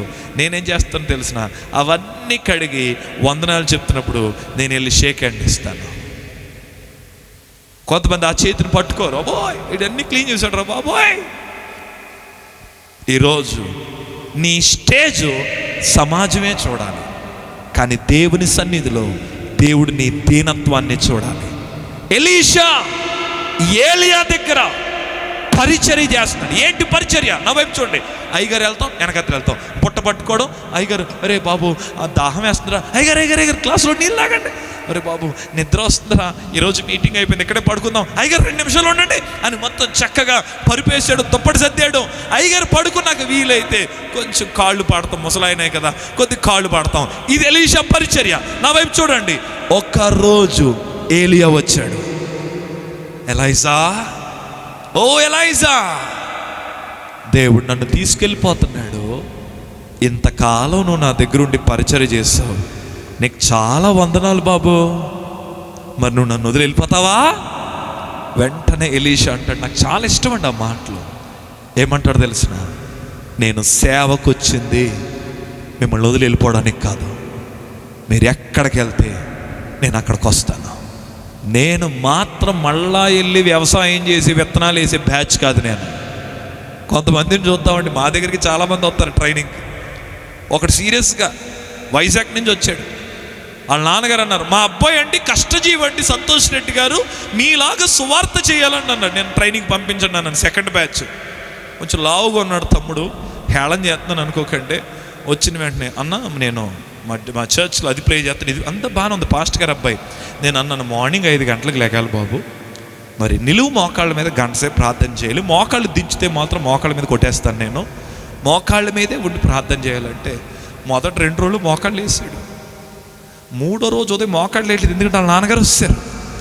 అంటున్నారు, బాబుకి కొంచెం ఆరోగ్యం బాగాలేదండి, మీరు తీసుకెళ్ళిపోవచ్చా? కొంతమందిని చూస్తాం స్పీడ్గా వచ్చేస్తారు, స్పీడ్గా వెళ్ళిపోతారు కదా. డిసెంబర్లో కనబడతారు ఇలాంటి బ్యాచ్ అందరూ, స్టార్లు కట్టే దగ్గర, ఇంకా లైట్లు కట్టే దగ్గర. మొత్తం వీళ్ళు చేసిన పరిచయం ఎవరు చేయరు అసలు. మళ్ళీ జనవరి 1వ తారీఖు బాయ్ బాయ్. ఎలీషా అంటాడు, నేను సేవకు వచ్చింది వెనక్కి వెళ్ళిపోవడానికి కాదు, నేను వెళ్ళను. ఆ వైపు చూడండి. దేవుడు అండి ప్రతి ఒక్కరిని పరీక్షిస్తాడండి. మీరు అందరూ ఏమనుకుంటారో తెలుసునండి, దేవుడు ఉన్నాడా, దేవుడు చూస్తాడా, దేవుడు జవాబిస్తాడా? దేవుడు అండి అందరినీ గమనిస్తాడండి, మిమ్మల్ని కూడా, నిన్ను కూడా గమనిస్తున్నాడు. ఎలీషా ఏమన్నాడు తెలిసిన, నేను వెళ్ళను అంటున్నాడు. అప్పుడు ఏలి అడిగాడు, సరే నేను వెళ్ళకముందు నీకేం కావాలి ఏంటి? ఎంతకాలం నా దగ్గర పరిచర్య చేసావు కదా. ఏమండి సామాన్యుడు కాదండి, రివీల్ చేస్తున్నాడు. ఏమని రివీల్ చేస్తాడు తెలిసిన, నీ మీద ఏ ఆత్మ ఉందో ఆ ఆత్మ 2 పాళ్ళు నా మీదకి రావాలి, అదే నాకున్న రిక్వెస్ట్ అన్నాడు. వెంటనే ఏలియా అంటాడు, నీవు అడిగినది కష్టతరమైనది. నేను ఇలా చెప్తాను, మన దేవుడిని ఎప్పుడు పెద్దవి అడగాలి. ఆమె అనండి ఒక్కసారి. చిన్నవి అడుగుతారా, పెద్దవి అడుగుతారా? మనం ఎందుకు పెద్దవి అడగాలంటే మన దేవుడు చాలా గొప్పోడు కదా, చాలా పెద్దోడు అనండి. చాలా పెద్దవి అడగండి, పెద్ద అడగండి. తోటలని అడిగేమని కాస్తున్నా అమ్మ. నా ఉద్దేశం ఏంటో తెలిసిన, దేవా నా శక్తికి మించి నేను నీ కొరకు నిలబడాలి కదా. ఏలియా అంటున్నాడు, బాబు నేను వెళ్ళిపోతున్నప్పుడు నువ్వు నన్ను చూడగలిగితే ఖచ్చితంగా నువ్వు అడిగింది నువ్వు పొందుకుంటావు. బైబిల్ చెప్తుంది, అగ్ని రథములు ఆకాశము నుండి వచ్చి ఆ అగ్ని రథాలు ఏలియాను అలా తీసుకెళ్ళిపోతుంటే, ఓ అగ్ని ప్రత్యక్షతను చూస్తున్నాడు ఎలీషా. బైబిల్ చెప్తుంది, ఏలియా మీద ఉన్న దుప్పటి ఎవరి మీద పడింది? ఇప్పుడు మీరు ఒక ఆన్సర్ చెప్పాలి. ఎన్ని పాళ్ళ ఆత్మ అడిగాడినా? ప్లీజ్ మాట్లాడండి అమ్మా. ఎన్ని పాళ్ళ ఆత్మ? 2 పాళ్ళ ఆత్మ. దుప్పటి ఎన్నిసార్లు పడింది? 2 సార్లు పడింది. అవతల పక్కన మీరే ఉన్నారు, అదే మనలాంటి వాళ్ళు విశ్వాసులు అందరూ ఉన్నాం అవతల పక్క. ఒరే ఏం జరుగుతుందిరా అక్కడ, ఏం జరుగుతుందిరా, పెద్దయ్య గారు వెళ్ళిపోయారా, మనకెవర్రా అయ్యగారు. వెంటనే ఎలీషా ఆ దుప్పటి మడత పెట్టి ఒక్కసారిగా యోర్దాన్ నది మీద కొట్టేటప్పటికి యోర్దాన్ నది చీరుకుపోయింది. అందరూ అనుకుంటున్నారు, మేబీ కొంతమంది విజిలేస్తున్నారు, కొంతమంది చప్పట్లు కొడుతున్నారు, కొంతమంది నాట్యం ఆడుతున్నారేమో. ఎందుకంటే ఇదిగోరా ఏలియా గారు మన మధ్య నుండి వెళ్ళిపోయారు. అంతకు మించిన శక్తి కలిగిన ప్రవక్త మరొకడు వచ్చాడు, ఆయనే ఎలీషా. మీకు తెలుసా అండి, ఎప్పుడైనా బైబిల్ చదివేటప్పుడు దేవా నాతో మాట్లాడని ఒక్కసారి ఎలీషా పరిచర్లు చదవండి, ఆత్మలో మీరు మండుతారు. ఆయన దేవుని కోసం నిలబడిన విధానం అమోఘం. హల్లెలూయా. ఈ రాత్రి ఇది నా ప్రసంగం అనుకుంటున్నారు కదా, కాదు. ఇప్పుడు నా ప్రసంగాన్ని ప్రారంభిస్తున్నాను. ఇది నేను చెప్పిందంతా ఫౌండేషన్ అయిపోయింది. ఇప్పుడు మనం నిర్మాణం కడదాం. కంగారు పడవద్దు, మీరు అంత ఇబ్బంది పడద్దు. ఇంకో గంటను చెప్పే ఓపిక నాకు లేదు. రోజు మీటింగ్లకు వెళ్ళాలి కదా. ఇప్పుడే ప్రసంగం ఉంటాయి బాబు, ఇప్పుడు గంట ఇంకో గంట అనుకుంటున్నారేమో. No no no no no no no కానీ ఒక విలువైన విషయం చెప్తున్నాను. నేను అనుకున్నాను, దేవా ఈ రాత్రి నన్ను యెహోషువ గారు పిలిచారు, ఏం చెప్పనా సభలో, ప్రభు ఏం చెప్పమన్నాడు, అదే మీతో చెప్తున్నాను. ఎలీషా ప్రవక్త అయిన తర్వాత ఆయన చాలా పరిచర్యలు చేశాడు. అందులో ఒక పరిచర్య ఈ రాత్రి నేను మీతో చెప్పాలనుకుంటున్నాను. చూడండి ఒకసారి 2 రాజుల గ్రంథం. దయచేసి వీలైతే మీరు బైబిల్ తెరవండి. 2 రాజుల గ్రంథం 6వ అధ్యాయం నేను చదివేస్తాను, అందరూ జాగ్రత్తగా చూడండి. 2 రాజుల గ్రంథం 6వ అధ్యాయం మొదటి నుంచి కొన్ని వచనాలు. అంతటా ప్రవక్తల శిష్యులు ఎలీషా యొద్దకు వచ్చి, ఇదిగో నీ యొద్ద మాకున్న స్థలము ఇరుకుగా ఉన్నది, నీ సెలవైతే మేము యోర్దాను నదికి పోయి తల యొక్క మ్రాను అచ్చటి నుండి తెచ్చుకొని మరి ఒక చోట నివాసము కట్టుకొందుమని మనవి చేయగా అతడు వెళ్ళుడని ప్రత్యుత్తరం ఇచ్చాను. ఒకడు దయచేసి నీ దాసులమైన మాతో కూడా నీవు రావాలనని కోరగా అతడు నేను వచ్చేదనని చెప్పి వారితో కూడా పోయాను. వారు యోర్దానుకు వచ్చి మ్రానులను నరుకుచుండిరి. హల్లెలూయా. అందరు నా వైపు చూడండి ఒకసారి, చేతులు ఎత్తి బిగ్గరగా స్తోత్రం చెప్పండి ఒకసారి. హల్లెలూయా. నా వైపు చూడండి. ఎలీషా దగ్గర ఎవరున్నారో తెలుసా? శిష్యులు ఉన్నారు. చెప్పండి, ఎలీషా దగ్గర ఎవరున్నారు? ఇంకొంచెం గట్టిగా, ఇంకొంచెం గట్టిగా. యేసు ప్రభు దగ్గర ఎవరున్నారు? అమ్మా, పౌలు దగ్గర ఎవరున్నారు? ఎలీషా దగ్గర శిష్యులు ఉన్నారు, యేసే దగ్గర శిష్యులు ఉన్నారు, పౌలు దగ్గర శిష్యులు ఉన్నారు. మరి సంఘంలో ఎవరున్నారు? జవాబు లేదు మీ దగ్గర. ఎలీషా దగ్గర శిష్యులు ఉన్నారు, యేసే దగ్గర శిష్యులు ఉన్నారు. మరి ఇప్పుడు సంఘాల్లో ఎవరు ఉండాలి? మీరు చెప్పండి. సంఘాల్లో శిష్యులు ఉన్నారా, విశ్వాసులు ఉన్నారా? విశ్వాసకి శిష్యుడికి తేడా ఏంటో తెలుసా? చాలా జాగ్రత్తగా వినండి నా మాట. ఎలీషా దగ్గర విశ్వాసులు లేరు, అక్కడ శిష్యులే ఉన్నారు. ఈ రోజుల్లో చాలామంది దేవుని మందిరాల్లో శిష్యులు లేరు, విశ్వాసులే ఉన్నారు. చాలామందికి ఒక వాడిక అయిపోయింది. ఏంటో తెలిసినా అండి, ఎవరి దగ్గరికన్నా పాస్టర్ గారు వస్తే పాస్టర్ గారి దగ్గరికి వెళ్ళి ప్రార్థన చేయండి అంటారు. ఏం ప్రార్థన చేయమంటావు అంటే వెంటనే నోట్లోంచి వచ్చే మాట, మేము దేవుళ్ళో బాగా ఏమవ్వాలి, ఎదగాలని ప్రార్థన చేయండి. మీరేమనుకోదు, అపాస్యం చేస్తున్నాను అనుకోద్దు, రేపో మాపో చచ్చిపోయే బామ్మ కూడా అదే అడుగుతుంది. ఏం బామ్మ ఏం చేయమంటావు? ఎదగాలని చేయి బాబు. ఏంటి ఎదగడం ఏంటి? అసలు బైబిల్లో ఎదిగే కాన్సెప్టే లేదు. బైబిల్లో ఎదిగే కాన్సెప్ట్ లేదు. ఇప్పుడు ఉదాహరణకి ఇలా చెప్తాను. మీకు ఒక అబ్బాయి పుట్టాడు. ఆ అబ్బాయికి 4 సంవత్సరాలు వచ్చినాయి. 4 కాస్త 8 వచ్చింది, 8 కాస్త 10 వచ్చింది, ఇంకా ఎంతే ఉన్నాడు. వెంటనే యెహోషువ గారి దగ్గరికి వచ్చి ఏం ప్రార్థన చేయమంటారు? అయ్యగారు మా ఊడికి 10 వచ్చేసింది కానండి, బాబు ఎదగట్లేదండి, కొంచెం ప్రార్థన చేయండి. వెంటనే యెహోషువ గారు బాబు మీద చేయి పెట్టి, నాయన మరి ఎదగాలి కదా నాయన, బాబు ఎదగట్లేదంట, కొంచెం చూడు నాయన అని ప్రార్థన చేశారు. అలా ప్రార్థన చేసిన వెంటనే బాగేనాలి, 11వ సంవత్సరం 12, 13, 14, 15, 16. నాతో అంటే నేను 6'3" నా హైట్, 6'3", నాట్ 6, 6'3". 17, 6'4", 18, 7, 19, 8. మీ బాబుని తెచ్చి అయ్యగారికి ఏం చెప్తారు? మీరేం చేస్తారో తెలియదు కానీ,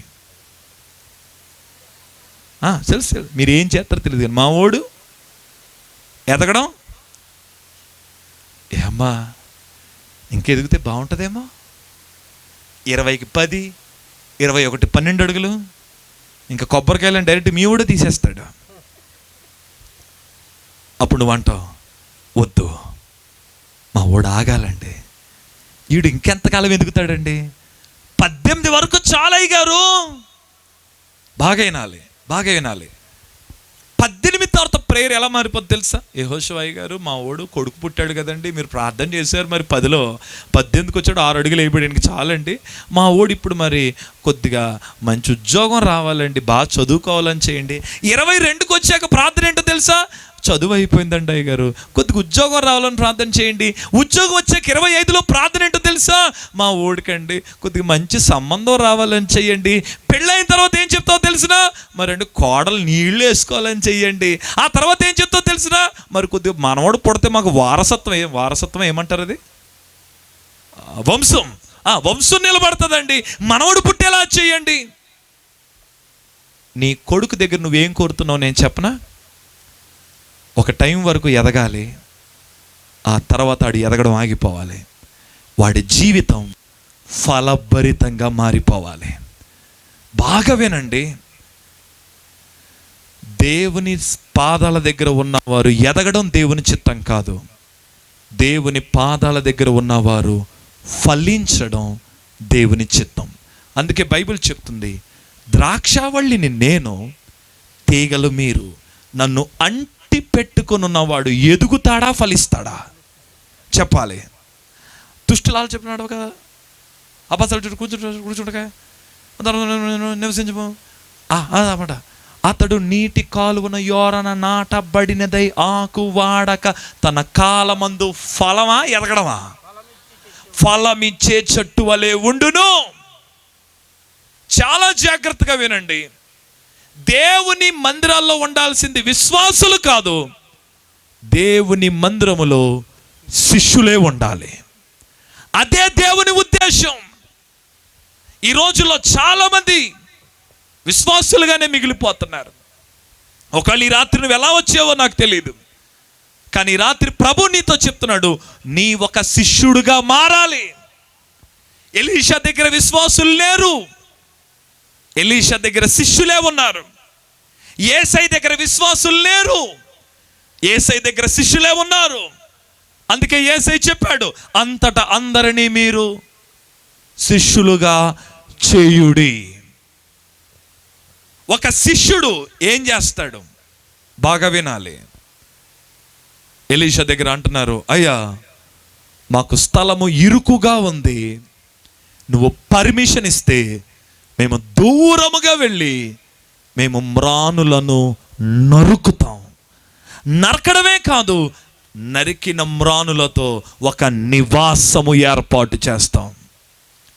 మిమ్మల్ని ప్రశ్న అడగాలనుకుంటున్నాను, మ్రానులు నరకడం కష్టమా, ఎత్తుకొచ్చేయడం కష్టమా? చెప్పండి, మీరేమనుకుంటున్నారు? కొంచెం లాజిక్గా ఆలోచించండి.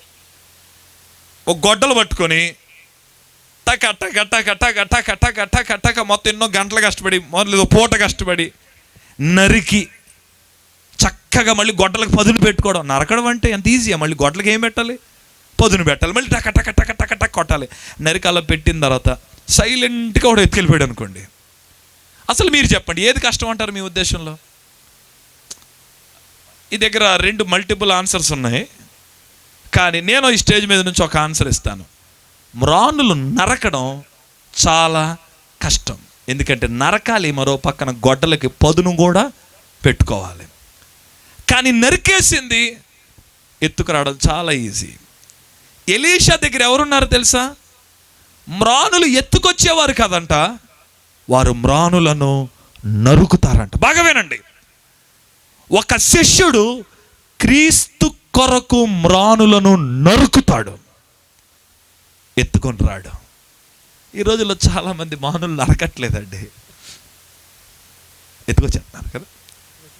Brother, once visit our church brother, two times we have lunch dinner brother, morning tiffin and snacks also కదా.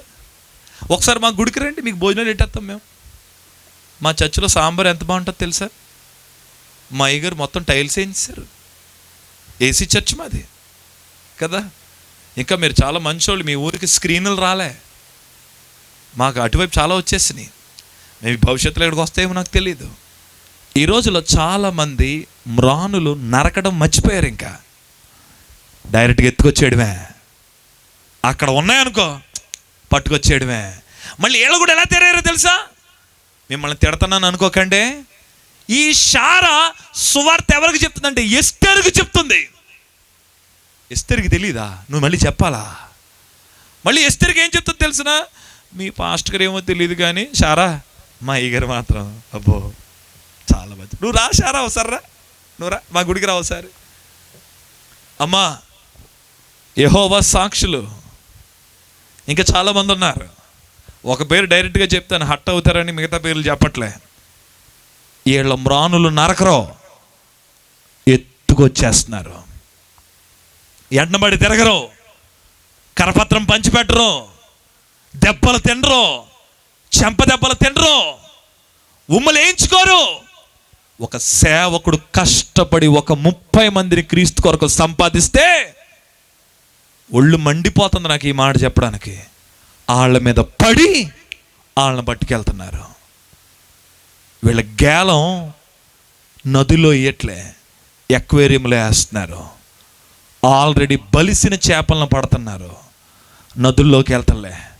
ఈ రాత్రి నేను మిమ్మల్ని చెప్తున్నాను, దేవుడు నీతో ఏం చెప్పాలనుకుంటున్నాడంటే, నువ్వు మ్రానులు నరికే వ్యక్తిగా మారాలి. నువ్వు మ్రానులు నరకాలి అంటే నువ్వు విశ్వాసిగా కాదు, నీ ఒక శిష్యుడుగా మారాలి. హల్లెలూయా. నేను చెప్తున్నానండి, సభలకు వచ్చాం, ఓ మంచి వాక్యం విన్నాం, ఆశీర్వాదం స్వస్థత గురించి మేలుల గురించి విన్నాం, oh good message, we are very blessed message అనే రోజుల్లో మనం లేం. ప్రస్తుతం భారతదేశంలో మరలా గనక రిపీటెడ్ గవర్నమెంట్లు వస్తే, మరలా గనక, నేను మన రాష్ట్రం గురించి చెప్పట్లేదు, సెంట్రల్లో మరలా గనక రిపీటెడ్ గవర్నమెంట్లు వస్తే భారతదేశం ఒక చిత్రమే మారిపోద్ది. విశ్వాసులందరూ ఇంటికి సర్దేస్తారు, ఇంకా నిలబడరు. నిలబడేది ఎవరో తెలుసా?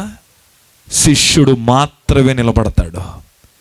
చావుకైనా సిద్ధమైపోతాడు, దేవుని కొరకు ఏదైనా చేయడానికి సిద్ధమవుతాడు. నువ్వు ఇంకా విశ్వాసిగా ఉంటావా? ఎన్ని సంవత్సరాల నుంచి విశ్వాసిగా ఉంటావు? నా మాటలు కొంచెం బాధతో చెప్తున్నాను. 10,000 ఉద్యోగంలో చేరుతావు, సంవత్సరం తర్వాత 20,000 ఎక్స్పెక్ట్ చేస్తావు. ఒక ప్రైవేట్ ఉద్యోగంలో చేరుతావు, 5 సంవత్సరాల తర్వాత గవర్నమెంట్ జాబ్ వస్తే బాగుండు అనుకుంటావు. గవర్నమెంట్ జాబులో చేరుతావు కానిస్టేబుల్గా, ఒక 5 సంవత్సరాలు అయితే హెడ్ కానిస్టేబుల్ అయితే బాగుండు అనుకుంటావు. కానీ సంవత్సరాల తరబడి దేవుని మందిరానికి వస్తారు, నన్ను ఆశీర్వదించు, నా అప్పు తీర్చు, నా కొడుకుకి పెళ్లి చేయి అంటున్నారు. కానీ దేవా, నేను నీ కొరకు ఏం చేస్తున్నాను? కొందరినైనా నీ కొరకు సంపాదిస్తున్నానా? ఎలీషా దగ్గర విశ్వాసులు లేరు, ఆయన దగ్గర శిష్యులే ఉన్నారు. వాళ్ళు ఏమంటున్నారో తెలిసినా? మేము మ్రానులను నరుకుతాం, దూరముగా వెళ్ళి నరుకుతాం. మన నార్త్ ఇండియా పరిస్థితి ఏంటి? నిజంగా మీ అయ్యగారికి దేవుడిచ్చిన కృపే కావచ్చు, మీకున్న అవకాశాలే కావచ్చు, ఇలాంటి గంభీరమైన సభలు మన భారతదేశంలో చాలా చోట్ల పెట్టడానికి అవకాశమే లేదు. ఒక నార్త్ సైడ్లో ఒక మీటింగ్ పర్మిషన్, ఒక ఉత్తరప్రదేశ్లో ఒక మీటింగ్ పెట్టండి చూద్దాం, ఒక హర్యానాలో ఒక మీటింగ్ పెట్టండి, ఒక మధ్యప్రదేశ్లో ఒక మీటింగ్ పెట్టండి. చాలా వ్యతిరేకతలు ఉన్నాయి, కానీ బై గాడ్స్ గ్రేస్ మనకెంత అవకాశమో తెలిసిన, పిచ్చ సౌండ్ పెట్టుకోవచ్చు, ఎంతసేపు అయినా మీటింగ్లు మనం చేసుకోవచ్చు. చాలా చోట్ల ఎంతో వ్యతిరేకతలు ఉన్నాయి. దేవునికి కావాల్సింది మ్రానులు నరికేవారు. నేను మిమ్మల్ని మందిరాల్లో నుండి విడిపోయి మందిరాలు పెట్టమంటలేదు సుమా. క్రీస్తు కొరకు కొన్ని మ్రానులైనా సంపాదించండి.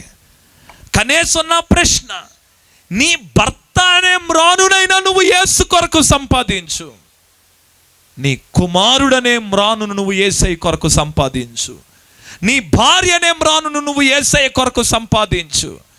నీ బంధువుల్లో ఎంతోమంది ఉన్నారు నరకబడవలసిన వారు, వారిని యేసు కొరకు సంపాదించు. వారు దూరముగా వెళతామన్నారంట.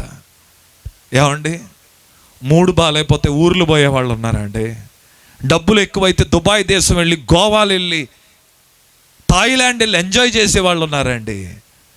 ఎప్పుడైనా సువార్త నిమిత్తం ఎప్పుడైనా ఈ అడుగులు ఊరు దాటినయా? నేను చాలా ధైర్యంగా ఈ మాట చెప్తున్నాను.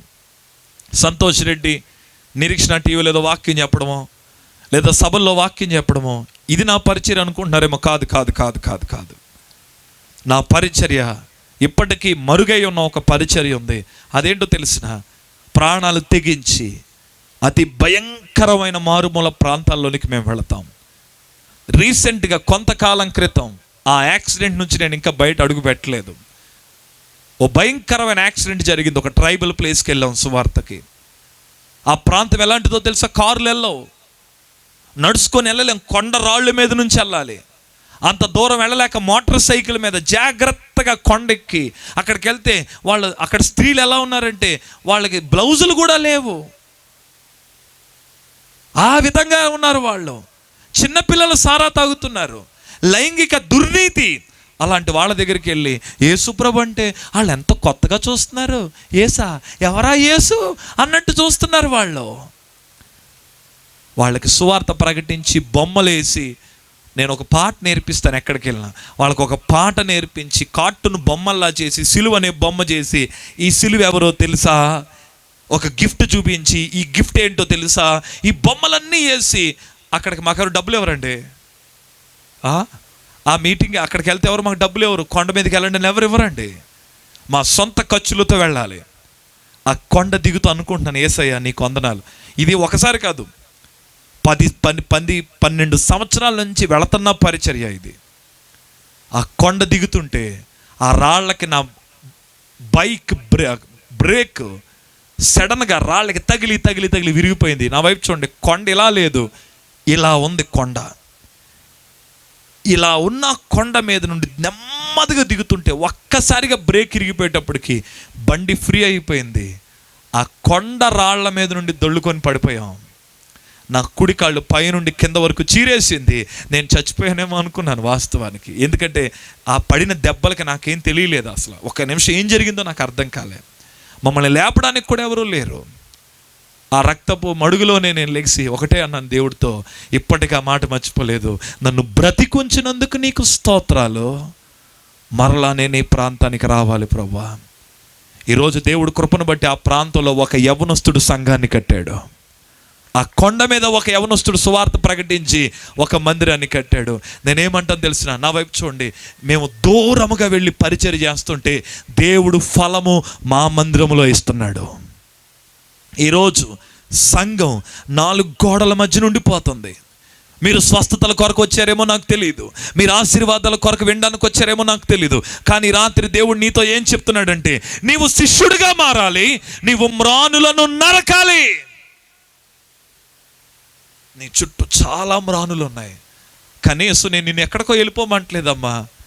నీ వీధిని, నీ పేటని, నీ గ్రామాన్నైనా, కనీసం నీ 4 గోడల మధ్యనున్న నీ ఇంటి వారినైనా నువ్వు క్రీస్తు కొరకు సంపాదించావా? వెంటనే ఎలైజా అంటున్నాడు, గో, నేను వస్తాను మీతో. ఓ బాగా వినాలి, చాలా బాగా వినాలి, ఇక్కడి నుంచి చాలా బాగుంటుంది. ఎలీషా దూరం నుంచి అందరినీ చూస్తున్నాడు. ఒక్కొక్క శిష్యుడు చాలా ప్రయాసపడుతున్నాడు, చాలా ప్రయాసపడుతున్నాడు. అందులో ఒకడంట గొడ్డలి పట్టుకొని నరుకుతున్నాడంట. నేను మిమ్మల్ని ఒక ప్రశ్న అడగాలనుకుంటున్నాను. మ్రానులు నరకాలి అంటే చేతిలో ఏముండాలి? ఆశ ఉంటే సరిపోదా? చెప్పండి అమ్మా. అలా మాను చూస్తూ నాకెంతో ఆశ ఉంది. కొంతమంది ఇదే డైలాగ్, ఎంతో ఆశ ఉంది బ్రదర్, పని అవ్వట్లేదండి. ఆశ అలాగే ఉండిపోద్ది అమ్మ, నువ్వు చచ్చిపోయేదాకా ఆశ అలాగే ఉండిపోద్ది నీకు. అమ్మా, మ్రానులు నరకాలంటే ఆశ ఉంటే సరిపోదు, గొడ్డలి ఉండాలి. ఇదిగో వాడి చేతిలో ఒక పదునైన గొడ్డలి ఉందంట, అది పట్టుకొని వాడు నరుకుతున్నాడంట.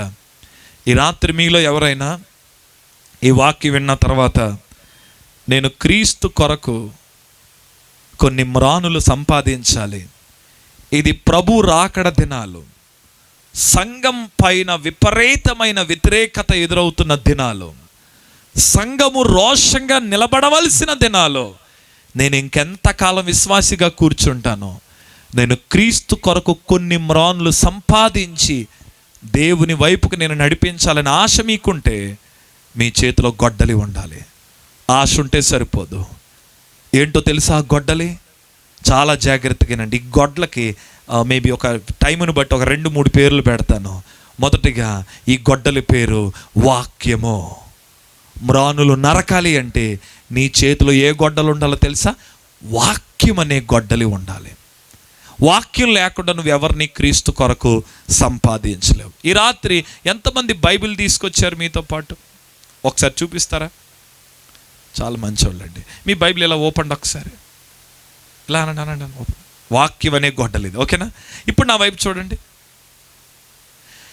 ఎంతమంది బైబిల్ తీసుకొచ్చారు? మీలో ఎంతమంది 66 పుస్తకాలు నేను చదివేశానన్న వాళ్ళు ఒక్కసారి ఇలా ఓపెన్. ఇప్పుడు చాలా గొడ్లు దాస్తున్నారు కదా ఇంటి దగ్గర, చాలా జాగ్రత్తగా దాచేస్తున్నారు మీరు. అమ్మ నా వైపు చూడండి. 66 పుస్తకాలు ఉన్న ఈ బైబిల్ని ఒక్కసారి కూడా చదవలేదు కొంతమంది. మళ్ళీ వీళ్ళు ఎవరు తెలిసిన? So called Christians. మీకు ఒక విషయం చెప్తాను. ఖురాన్ ఎలా పడితే అలా చదవకూడదు, పేజీలు పట్టుకోకూడదు. దానికి ఒక స్టిక్ ఉంటుంది, ఆ స్టిక్తో ఆ ఖురాన్ పేజీని ఇలా తీసే చదవాలి. హైందవులకి ఒక గ్రంథం ఉంది, అది ఎవడబడితే చదవకూడదు. ఒక వర్గం వారు చదివి మిగతా వర్గాలకి వినిపించాలి. కానీ ఈ పరిశుద్ధ గ్రంథం నో లిమిట్స్, నో రూల్స్, ఇది అందరూ చదవచ్చు. అందరి చేతికి దేవుడిచ్చేశాడు. ఎంత అదృష్టవంతులు అండి. దీనికి టైమింగ్ లేదు, దీనికి రూల్స్ లేవు, దీనికి లిమిట్స్ లేవు. మీరు ఏదన్నా చెప్పండి, ఫ్రీగా వస్తే ఎవరికి వాల్యూ తెలియదండి. నిజమండి. ఈ రోజుల్లో ఈ కృపా సువార్త చాలామందికి అర్థం కావట్లేదు. కనీసం ఈ బైబిల్ను ఒక్కసారి కూడా చదవకపోతే అసలు వాక్యం ఏం చెప్తుందో నీకేం తెలుస్తుంది? ఈరోజు విశ్వాసులు ఎలా అయిపోయారో తెలిసిన? ఆఖరిలో పాస్టర్ గారు ఏం చెప్తారు? ఈరోజు చేపలు కొనమంటారా, నీళ్ళు బాటిల్ కొనమంటారా, కచ్చీఫ్లు కొనమంటారా, ఇంకేమన్నా కొనమంటారా? ఒకవేళ పాస్టర్ గారు కనుక ఆఖరిలో ఇదిగో మేము చేపలు తీసుకొచ్చాం, ఆ చేపలు కొంటే మీరు దీవించబడతారంటే పరిగెత్తుకుని వెళ్ళుకుంటారు చేపని. ఎందుకంటే వీళ్ళ దగ్గర వాక్యం లేదు. నేను విమర్శించట్లేదు, వాక్యం చదవరు. ఇంతమంది సభలో మీలో ఎంతమంది పరిశుద్ధ గ్రంథాన్ని చదివారు? ఒక్కసారైనా చదివారంటే చాలామంది చేతులు ఎత్తలేకపోయారు. అమ్మా, నీ అమాయకమైన విశ్వాసాన్ని చూసి జాలిపడాలా, బాధపడాలా నాకు అర్థం కావట్లేదు. కానీ సంతోష్ రెడ్డి బ్రదర్ ఎవరినో విమర్శిస్తున్నాడు అనుకోకమ్మా. నీ హృదయాన్ని హర్ట్ చేయడానికి నేను ఈ మాట చెప్పట్లే. ఈ వాక్యం నీ దగ్గర లేకపోతే ఇంకెన్నుంటే ఉపయోగం ఏముందమ్మా? ఒక్కసారైనా ఈ బైబిల్ని చదివావా? ఈ పరిశుద్ధ గ్రంథాన్ని 6.5 రోజుల్లో చదివాను మోకాళ్ళ మీద. 24 రోజుల్లో, 52 రోజుల్లో, 60 రోజుల్లో, 90 రోజులు ఈ బైబిల్ని చదివాను. ఎప్పటికీ చదువుతున్నాను. ఎంతో ఆనందం, ఎంతో సంతోషం. అందుకే అంటాడు, దివారాత్రములు దాన్ని ధ్యానించేవాడు అన్యుడు కాదు, ధన్యుడు. ఈరోజు చాలామంది క్రైస్తవులకి ఈ బైబిల్ తెలియదు. మిమ్మల్ని ఒక ప్రశ్న అడుగుతాను, చెప్పండి. తిమోతి రాసిన 3వ పత్రిక కొత్త నిబంధన పాత నిబంధన? కొత్త నిబంధన అన్న వాళ్ళు చెయ్యొద్దండి. చూసారా ఎంతమంది మంచోళ్ళు ఉన్నారు? నేనేం అడిగాను? తిమోతి రాసిన 3వ పత్రిక కొత్త నిబంధన పాత నిబంధన అంటే, కొత్త నిబంధన అంటే మీరు చెయ్యొద్దు. మిమ్మల్ని ఏమనాలి ఇప్పుడు నేను? అసలు బైబిల్లో తిమోతి రాసిన 3వ పత్రిక ఉందా? చూసారా, మనకి ఏ పుస్తకం ఎక్కడుందో తెలియదు. ఒక తమ్ముడిని యోనా తీరంటే ఆడంటే, అన్న యోనా ఉందా బైబిల్లో? అరే యోనా ఉందా? మా డిసైబుల్ ట్రైనింగ్ సెంటర్ ఇదేనండి, మామూలుగా ఉంటుంది వాళ్ళకి టెస్ట్లో. 66 పుస్తకాల్లో కనీసం ఏ పుస్తకం ఎక్కడుందో. అందుకే కొంతమంది పాస్టర్ గారు ఈరోజు వాక్యం చెప్పుకుందాం, మత్తయి సువార్త తినంటే ఇవిడు అది కానీ వెనకాల ఎతుకుతుంది ఇవిడు. మరి ఇవిడు అని పెట్టిందేమో మధ్యలో అది మత్తయి సువార్త అక్కడ. మరి వీళ్ళకి మీరు అనొచ్చు, అలా అనకుండా అయ్యగారు పాపం వాళ్ళకి మత్తయి సువార్త తెలియదు. మరి వాళ్ళకి ఏం తెలుసా? డిష్ టీవీలో 90వ నెంబర్లు ఏమవుతుందో మాత్రం తెలుసు, 35లో ఏమొస్తుందో తెలుసు, 42లో ఏమొస్తుందో తెలుసు. చదువు లేకపోయినా నాటికి వస్తుంది 42 ఎట్టు అంటది ఇవిడి. వాక్యం లేదు. దయచేసి నేను చెప్తున్నాను, రాబోయే రోజుల్లో చాలా తప్పుడు బోధలు ఇంకా వస్తాయి. ఈ మధ్యన మనం చూసాం అమ్మా నాన్న సంఘం అంట. మీకు తెలుసా ఆదామవ్వల సంఘం వచ్చింది తెలుసా? వాళ్ళు బట్టలు వేసుకోరు వాళ్ళు. అవును, బట్టలు లేకుండా వెళ్తారు గుడికి. ఆదామవ్వల సంఘం. మీకు తెలుసా సాతాను సంఘం? బెంగళూరులో కూడా వచ్చేసింది సాతాను సంఘం. నేను మన ఇండియా గురించి మాట్లాడుతున్నా. ఫారిన్లో అయితే సాతాను సంఘం ఉంది, అక్కడ సిలువ తిరగేసి పెడతాడు. అక్కడ బైబిల్ ఉండదు, అక్కడ సాతాను పుస్తకం ఉంటుంది. అక్కడ పిచ్చి పిచ్చి బోధలు, తప్పుడు బోధలు. నీ దగ్గర వాక్యం అనే గొడ్డలుందా? నేను మిమ్మల్ని ఏమి స్పాన్సరింగ్ అడగమంటలేదమ్మా. ఒక మ్రాను నువ్వు సంపాదించాలంటే నీ దగ్గర వాక్యం అనే గొడ్డలు ఉండాలి. ఈ రాత్రి తీర్మానం తీసుకో, నేను వాక్యం చదువుతాను. ఇంకా మీకు అర్థం అవడానికి, మీకు ఆశ కలగడానికి ఈ మాట చెప్తాను, వినండి. ఒకవేళ మీలో ఎవరికైనా నాకు దీర్ఘకాల వ్యాధులు రాకూడదు అనుకుంటే మీకు కొన్ని ట్యాబ్లెట్లు చెప్తాను, వేసుకోండి. ఇంక మీకు షుగర్లు బీపీలు రావు, దీర్ఘకాల వ్యాధులు రావు. All cancer HIV will heal. Only I will tell 9 tablets. ఓకేనా? 9 ట్యాబ్లెట్ రాసుకుంటారా? నా వైపు చూడండి. రాసేసుకుంటారట. నా వైపు చూడండి. ఉదయం 5 ట్యాబ్లెట్లు వేసుకోవాలి, మధ్యాహ్నం 3 ట్యాబ్లెట్లు వేసుకోవాలి, వీలైతే సాయంత్రం 4 ట్యాబ్లెట్లు వేసుకోవాలి. మీరు ఈ ట్యాబ్లెట్లు వేసుకోండి, మీకు బలహీనతలు రావు. మేబీ ఇది రికార్డ్ అయితే ఈ వీడియో పట్టుకొని రాజమండ్రి వచ్చేయండి, రావు. విశ్వాసంతో ఈ ట్యాబ్లెట్లు వేసుకోండి. అది ఏ మందుల షాప్లో దొరకవు, ఆ ట్యాబ్లెట్లు మీ చేతిలోనే ఉన్నాయి. ఉదయం ఒక 5 కీర్తనలు చదవండి. నిద్ర లేచిన వెంటనే వాట్సాప్ చూడకరా నాయన. నిద్ర లేచిన వెంటనే ఒక 5 కీర్తనలు చదవండి. మధ్యాహ్నం కొత్త నిబంధనలో ఒక 3 కీర్తనలు చదవండి, లేదా పాత నిబంధనలో ఒక 3 కీర్తనలు 3 అధ్యాయాలు చదవండి. రాత్రి పడుకునే ముందు కొత్త నిబంధనలో ఒక 4 అధ్యాయాలు చదవండి. ఉదయం 5 కీర్తనలు, మధ్యాహ్నం ఒక 3 అధ్యాయాలు పాత నిబంధన, సాయంత్రం పడుకునేటప్పుడు 4 అధ్యాయాలు కొత్త నిబంధన. రోజు ఎన్ని ట్యాబ్లెట్లు అయినాయి? మొత్తం 12 ట్యాబ్లెట్లు అయినాయి. ఈ 12 ట్యాబ్లెట్లు వేయండి. డెఫినెట్గా మీ జీవితంలో ఒక వ్యత్యాసం మీరు చూస్తారు. వాక్యం రోజు మీలోకి వెళ్తున్నప్పుడు ఎట్లా పడితే అలా చదవకండి, చేయి పెట్టండి.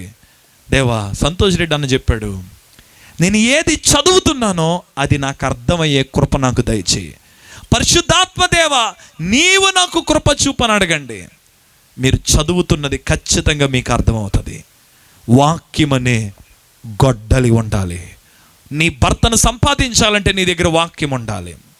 అందుకే అంటాడు, భక్తి కలిగిన స్త్రీలంట పనికిమాలిన భర్తలంటే ఎలా మార్చుకుంటారంట? పేతురు పత్రికలో అంటాడు, జడలతోనైనను అలంకరించుకొనక మృదువు సాధువైన స్వభావంతోనూ వారు తమ భక్తి, దైవ భక్తితో తమ భర్తని క్రీస్తు కొరకు సంపాదిస్తారు. ఈ రాత్రి నా ప్రశ్న, మరి మీ భర్త గారు మీలో వాక్యం చూస్తున్నారా? మా ఆవిడలో వాక్యం ఉంది, నా భార్యలో నిలువెత్త వాక్యం ఉంది. వాక్యం అనే గొడ్డలి మన దగ్గర ఉండాలి. రెండో మాట చెప్తున్నాను, చాలా జాగ్రత్తగా వినండి. సాక్ష్యం అనే గొడ్డలి ఉండాలి. మ్రానులు నరకాలంటే ఏ గొడ్డలు ఉండాలి? సాక్ష్యం అనే గొడ్డలి. మర్చిపోకండి. ఒకటి వాక్యం అనే గొడ్డలు ఉండాలి, రెండవది సాక్ష్యం అనే గొడ్డలు ఉండాలి. సాక్ష్యం లేకుండా నువ్వెవరిని క్రీస్తు కొరకు సంపాదించలేవు. ఈరోజు సాక్ష్యాలు ఎట్లా మారిపోయినాయి? నాకండి ఇక్కడ కంతి తగ్గిపోయింది, మళ్ళీ వస్తుందండి. అదా సాక్ష్యం అంటే? అంతకంటే విచిత్రమైన సాక్ష్యాలు. అది ఎంత బాధ కలుగుతుందో. ఆవిడికి పాస్టర్ గారు అంత విలువైన టైం ఇస్తే అందరికి వందనాలండి అంటే అందరూ ఏం చెప్తుంది చూస్తే ఆధార్ కార్డు పడిపోయిందండి అంటది. అంతే. ఇంతకీ వందనాలు ఆధార్ కార్డు పడిపోయింది. ఆధార్ కార్డు పడిపోయిందండి దిండి కిందే ఉందండి. దేవుడికి స్తోత్రం అండి. అదే అండి సాక్ష్యం అంటే. ఆ సాక్షి ద్వారా దేవుడికి మహిమ కలుగుతుందండి. పౌలు ఏమన్నాడు తెలుసండి? నా వైపు చూడండి, నేను గతములో హింసకుణ్ణి, గతములో దూషకుణ్ణి, గతములో హానికరుణ్ణి, కానీ ఇప్పుడైతే నా క్రీస్తుకి నేను సాక్షిని. హల్లెలూయా. ఒకసారి సగ్గినేడుపల్లి అనే ప్రాంతానికి మీటింగ్కి వెళ్తేనండి, అక్కడ పాస్టర్మ గారు మమ్మల్ని పీకల దాకా పెట్టారు భోజనం. ఇప్పుడంటే కంప్లీట్గా చేయడం మానేశాను అనుకోండి. 6:30 నా డిన్నర్ టైం. అప్పుల్లో ఆ పరిస్థితులు బట్టి ఇంక చెయ్యాల్సి వస్తే ఆవిడ ప్రేమతో పెట్టేశారు. ఆవిడ కారు ఎక్కి అరాయించుకోలేక నేను అన్నాను, ఎక్కడ నాపండ్రా, ఒక సోడా తాగుతాను, తేనుపు కూడా రావట్లేదంటే మా వాడు ఒక కారు ఒక కొట్టు దగ్గర ఆపాడు. సోడా తీసుకుంటుంటే సరే ఒక 2 అడుగులు నడుద్దాం. నా చీకట్లో అలా ఇటు నడుస్తున్నాను చక్కగా. ఈ లోపల నా పక్కన ఎవడో ఫోన్ మాట్లాడుతున్నాడు. ఒరేయ్, దావీదు గడు ఇక్కడ తాగేసి పడిపోయాడు, రండిరా. అమ్మ బాబోయ్, డైరెక్ట్గా దావీదే తాగేస్తున్నాడా? ఇది ఎంత గొప్ప సాక్ష్యం. ఓ ఎస్తేరు భయంకరంగా బూతులాడుతుందంట, ఎంత గొప్ప సాక్ష్యం. అందుకే భర్తలు ఏమంటున్నారు తెలిసిన? యెహోషువయ్య గారు, మీ దగ్గర ఉన్నట్టు మా ఆవిడ ఉండదండి. మీ దగ్గర మరణాత, ఇంటి దగ్గర నా ప్రాణం తీసేస్తుంది. సాక్ష్యం లేదు. నీకున్న కోపం ఎవరికీ లేదు, సాక్ష్యం లేదు. నీకున్న అహంకారం, సాక్ష్యం లేదు. నీకున్న గర్వం, సాక్ష్యం లేదు. ఒక మాట చెప్తున్నా, ప్రపంచంలో ఎవడో చేయలేని పని ఆమె చేసింది. ఎవరో చేయలేని పని చేసింది. ఆవిడెవరో తెలుసా? 5గురిని పెళ్లి చేసుకుని వదిలేశారు. 6వ వాడు టెంపరీ. కానీ ఆవిడి ఊర్లోకి వెళ్ళి చెప్తే ఊరంతా వచ్చి యేసయ్య పాదాల దగ్గర కూర్చుంది. ఆవిడ పేరు సమరయ స్త్రీ. సమరయ స్త్రీకి మెసేజ్ చెప్పడం రాదు, ఆరాధన చేయడం రాదు, కానుకలు ఇవ్వడం రాదు. ఆమెకు ఒక్కటే తెలుసు, క్రీస్తు కొరకు ఆమె సాక్ష్యం ఇచ్చింది. ఈ రాత్రి మీ దగ్గర సాక్ష్యం అనే గొడ్డలు ఉండాలి. అమ్మా, మీరు లోకంతో కలిసిపోకండి అమ్మా. అమ్మా, నాకు తెలిసి మీలో 80% వీరందరూ బాప్తీసాలు పొందిన వారే. సాక్ష్యం కోల్పోకండి అమ్మా. మీరు అన్యులతో కలిసిపోయి అన్ని ఆచారాలు చేస్తూ లోకంతో కలిసిపోయి దేవుని మందిరంలో ముసుగులు వేసుకుంటూ బయటికి వెళ్ళిన తర్వాత ఆ ఆధ్యాత్మిక ముసుగుని గనక నువ్వు తీసేస్తే నీ సాక్ష్యం ఏది?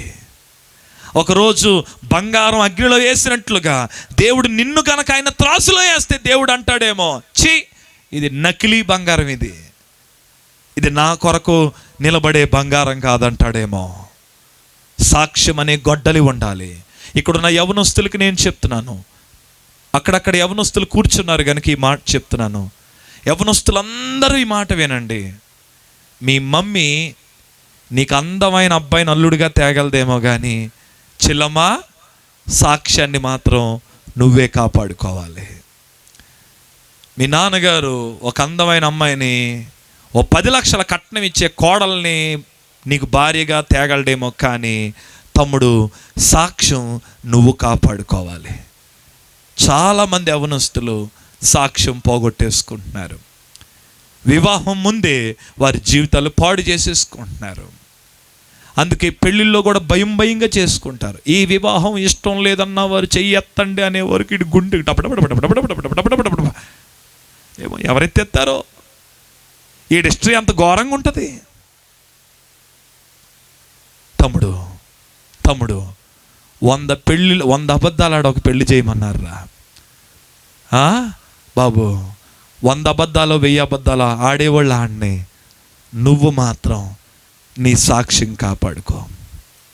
Before marriage sex is illegal, after marriage sex is legal. Before marriage sex is crime, after marriage not crime. నా మాట మీకు అర్థమైపోయినట్టుంది. ఇంకా మళ్ళీ తెలుగులో చెప్పాలా? అవసరం లేదు కదా. వివాహం కాకముందు నువ్వు శారీరకంగా ఏ పని చేసినా అది తప్పు. వివాహమైన తర్వాత అది తప్పు కాదు. 16 సంవత్సరాల కుర్రోడు కూడా బండి నడిపేస్తాడు, కానీ లైసెన్స్ రాకుండా వాడు నడిపితే అది తప్పు. అదే మీకు తెలియదండి బాబు సంతోష్ రెడ్డి గారు, మా కుర్రోడు 16కేనండి 2 టైర్లు తిప్పేస్తాడండి రోడ్ల మీద. అయినా గవర్నమెంట్ ఒప్పుకోదు.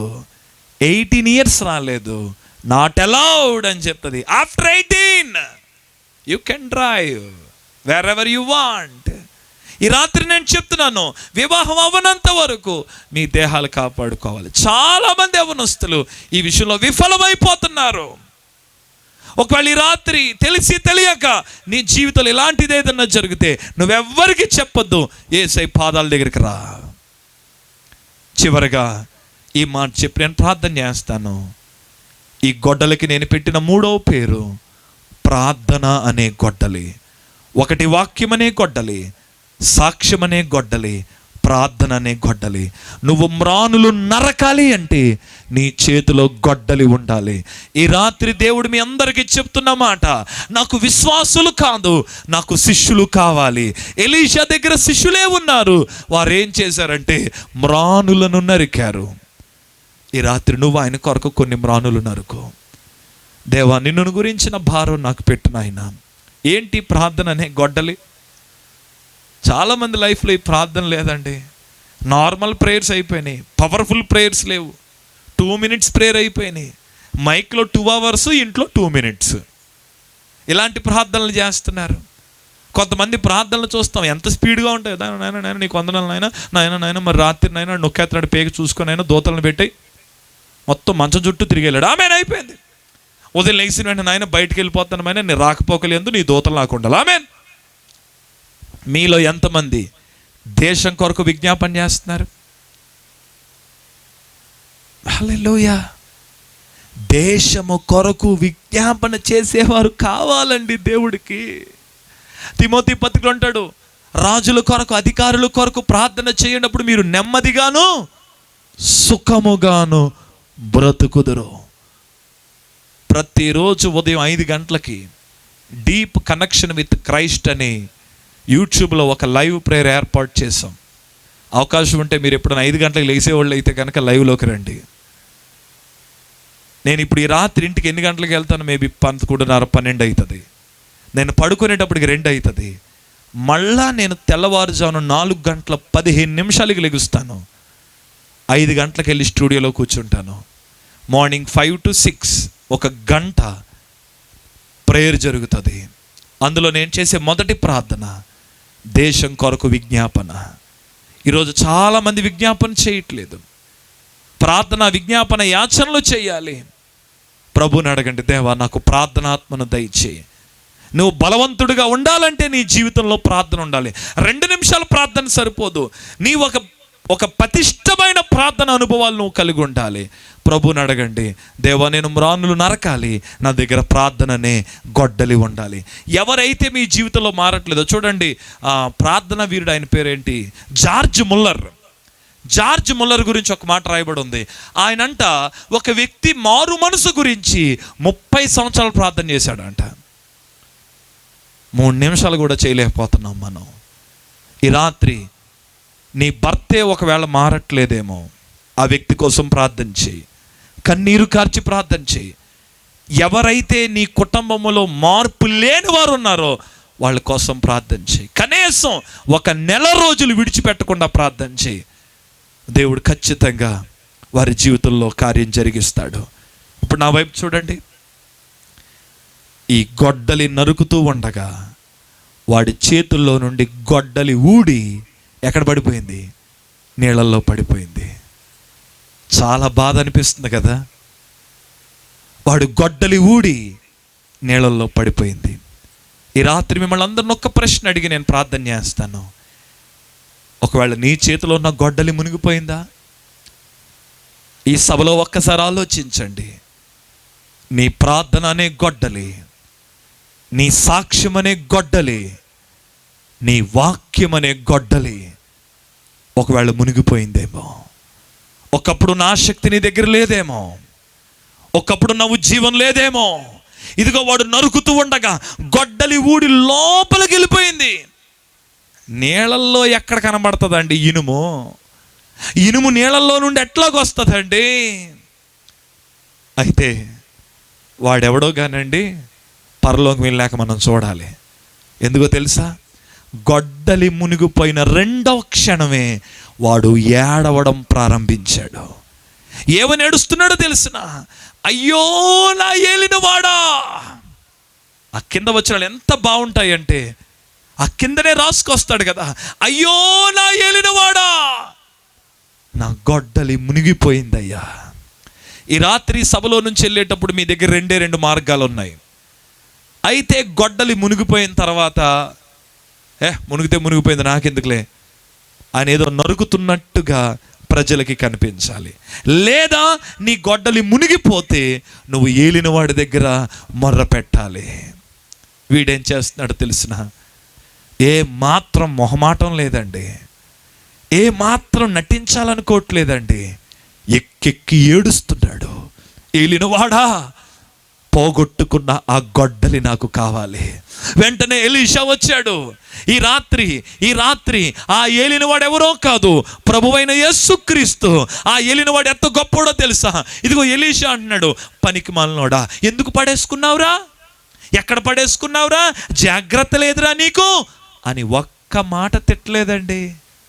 ఒకే ఒక్క మాట అడిగాడు, ఎక్కడ పడేసుకున్నావు నాకు చూపించు. ఈ రాత్రి యేసయ్యకున్న గొప్పతనం ఏంటో తెలిసిన? నువ్వు పడేసుకుంటే నిన్ను శిక్షించడమ్మా. ఎందుకు చేశావు, ఎలా చేశావు, ఎందుకు దూరం అయ్యావు, ఈ ప్రశ్నలు ఏమి అడగడు. నువ్వు ఏడవగలిగితే, నువ్వు మొర్ర పెట్టగలిగితే ఆయన నిన్ను హత్తుకుంటాడు. బైబిల్ చెప్తుంది, వాడికి బుద్ధి వచ్చినప్పుడు వాడు తండ్రి ఇంటికి వచ్చాడు. పొరపాటును కూడా తండ్రి, ఎవరితో తిరిగావురా, ఎంతకాలం తిరిగావురా, నా డబ్బు ఎలా తగలపెట్టావురా అని అడగలేదు. ముద్దు పెట్టుకున్నాడంట. తన ఉంగరము తీసి తన కొడుకుకు పెట్టాడంట. ఇదే యేసయ్య మనస్సు. ఒకవేళ ఈ రాత్రి నువ్వు ఏలిన వాడైన యేసయ్య దగ్గరికి వచ్చి, నా వాక్యం అనే గొడ్డలి మునిగిపోయింది, నా సాక్ష్యం అనే గొడ్డలి మునిగిపోయింది, నా ప్రార్థన అనే గొడ్డలి మునిగిపోయింది, ఇంకా చెప్తాను నా ప్రేమ అనే గొడ్డలి మునిగిపోయింది అని మనుషుల దగ్గర కాకుండా ఏలినవాడి దగ్గర నువ్వు ఏడవగలిగితే, నీకు గుడ్ న్యూస్ చెప్పనా?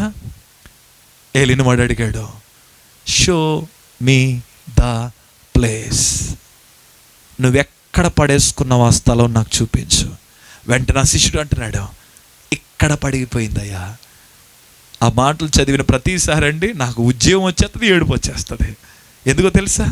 ఒక కొమ్మ నరికి ఆ నీళ్ళల్లో ఇలా వేసిన వెంటనే మునిగిపోయిన గొడ్డలి పైకి తేలడం ప్రారంభించింది.